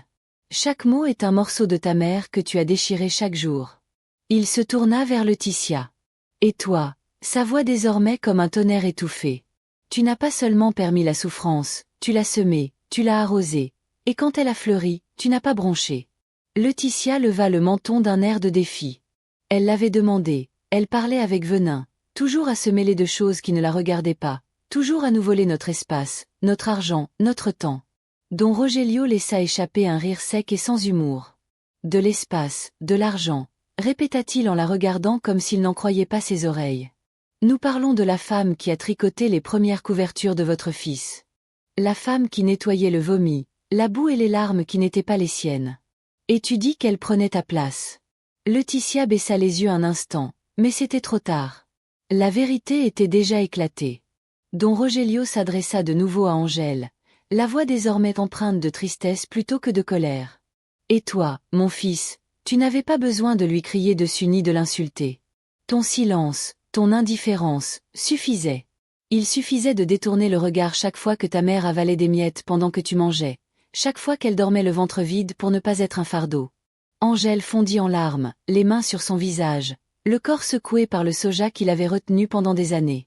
Emiliano observait la scène depuis l'escalier, les yeux écarquillés, les mains crispées sur la rampe. Don Rogelio porta le coup de grâce. Il s'approcha d'Emiliano, le serra fort dans ses bras et, sans quitter son fils des yeux, demanda à voix haute « Qui apprend à un enfant à ignorer celui qui lui a donné la vie ?» Le silence qui suivit fut absolu. Même Laetitia parut se rétracter devant la gravité de ces mots. Angèle se leva en titubant. Il marcha vers sa mère comme quelqu'un qui marche sur du verre brisé. Il s'agenouilla devant elle. « Maman, » murmura-t-il en larmes. « Pardonne-moi. Pardonne-moi de ne pas t'avoir vu, de ne pas avoir parlé, de ne pas avoir été ton fils quand tu avais le plus besoin de moi. » Doña Carmen posa sa main ridée sur sa tête et le caressa tendrement. « Tu as toujours été mon fils, Angèle, » murmura-t-elle. « Tu n'as oublié que pour un temps, mais il n'est jamais trop tard pour se souvenir. » Laetitia, debout contre le mur, semblait partagée entre fierté et honte. Don Rogelio, voyant son visage durci, secoua simplement la tête. « Certains cœurs, dit-elle doucement, ne savent pas reconnaître l'amour, même lorsqu'il est juste devant eux. » Carmen se leva lentement, s'appuyant sur sa canne. Elle regarda chacun dans la pièce, non avec haine, non avec ressentiment, mais avec l'immense tristesse de quelqu'un qui a tout donné et ne demande que du respect en retour. « Je ne suis pas venue ici pour exiger de l'amour, dit-elle fermement. Je suis venue pour en donner. Et si c'était trop, je partirai en n'emportant que ce qui m'appartient, ma dignité. » Elle se tourna vers la porte. Angèle fit un pas en avant. « Maman, où vas-tu » Carmen sourit faiblement. « Là où ils me veulent. Là où je pourrai m'asseoir à table sans avoir l'impression de voler la place de quelqu'un. » Don Rogelio prit son sac et lui ouvrit la porte.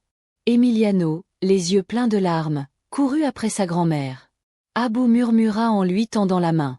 Carmen se pencha péniblement, le serra contre sa poitrine et murmura quelque chose que lui seul entendit. « Merci de ne pas m'oublier, mon garçon. » Alors qu'il franchissait la porte, Angèle le fixait, partagée entre la culpabilité et l'urgence de réparer ce qu'il avait détruit. Laetitia, quant à elle, restait derrière, prisonnière de son orgueil, regardant son monde, soigneusement bâti sur le mensonge et le silence, s'effondrer irrémédiablement. Et le dernier coup du sort restait à venir, car au fond du sac de Carmen, à côté de son chapelet et de son carnet, Emiliano avait caché quelque chose. Un petit dessin, une lettre, une dernière graine d'amour prête à éclore. La matinée était fraîche et claire. comme si le ciel lui-même s'était éclairci après tant d'obscurité. Doña Carmen avançait lentement sur le trottoir, sa vieille valise traînant derrière elle, chaque pas rappelant son courage, chaque souffle une déclaration silencieuse de sa dignité retrouvée. Elle ne portait pas grand-chose dans son sac, quelques vêtements de rechange, son missel, son carnet et... Au milieu de tout cela se trouvait le petit cadeau qu'Emiliano avait caché en secret. Elle ne l'avait pas encore vu, mais sa simple présence semblait battre comme un cœur dans ses bagages. Elle marchait sans but, quittant la maison où elle avait été ignorée, humiliée, mais aussi où elle avait trouvé l'amour pur d'un enfant qui avait su la voir quand tous l'avaient rendue invisible. Dans ses pensées, Carmen repensait à tout ce qu'elle avait vécu, non pas avec amertume, mais avec une tristesse sereine que seuls connaissent ceux qui ont vraiment aimé. Soudain, elle entendit un cri au loin. Sa grand-mère s'arrêta. Elle se retourna lentement, et là, courant sur le trottoir, les bras tendus et les larmes ruisselant sur ses joues, se tenait Emiliano. Derrière lui, un peu plus loin, Angel courait lui aussi, le visage déformé par la culpabilité, le regret et l'amour qu'il avait mis si longtemps à reconnaître. Carmen laissa tomber sa valise et ouvrit les bras. Emiliano se jeta sur elle, la serrant de toute la force de son petit corps. « Ne pars pas, ah, s'il te plaît, reste avec moi. » Carmen le serra dans ses bras, sentant chaque fissure de son cœur enfin se refermer. Angel les rejoignit, s'agenouilla par terre et murmura d'une voix brisée. « Pardonne-moi, maman. Pardonne-moi pour tout ce que je n'ai pas vu, pour tout ce que je n'ai pas fait. » Carmen lui caressa la joue comme lorsqu'il était enfant. « Je ne veux pas de mots, mon fils, » dit-elle doucement. « Je veux des faits. » Angel hocha la tête, incapable de retenir ses larmes. Tous trois prirent la valise. En retournant vers la maison, Carmen sentit que, pour la première fois depuis longtemps, ses pas n'étaient pas lourds. Chaque mètre parcouru aux côtés d'Emiliano et d'Angel était une promesse silencieuse que les choses pourraient changer. Lorsqu'ils arrivèrent à la maison, Angel ouvrit la porte et Carmen vit que sur la table du salon se trouvait désormais une assiette propre, un verre d'eau fraîche et un petit bouquet de fleurs sauvages. Sans un mot, Angel lui offrit la place d'honneur. Et Carmen, après tant de repas en cachette, d'attente des restes, d'invisibilité, s'assit à la table familiale, comme ce qui avait toujours été le cœur de cette famille. Lorsqu'elle ouvrit sa valise pour en sortir son carnet, elle trouva le petit dessin caché. C'était le même qu'Emiliano avait fait. Tous deux, main dans la main sous un ciel étoilé. Mais cette fois, il y avait quelque chose de plus.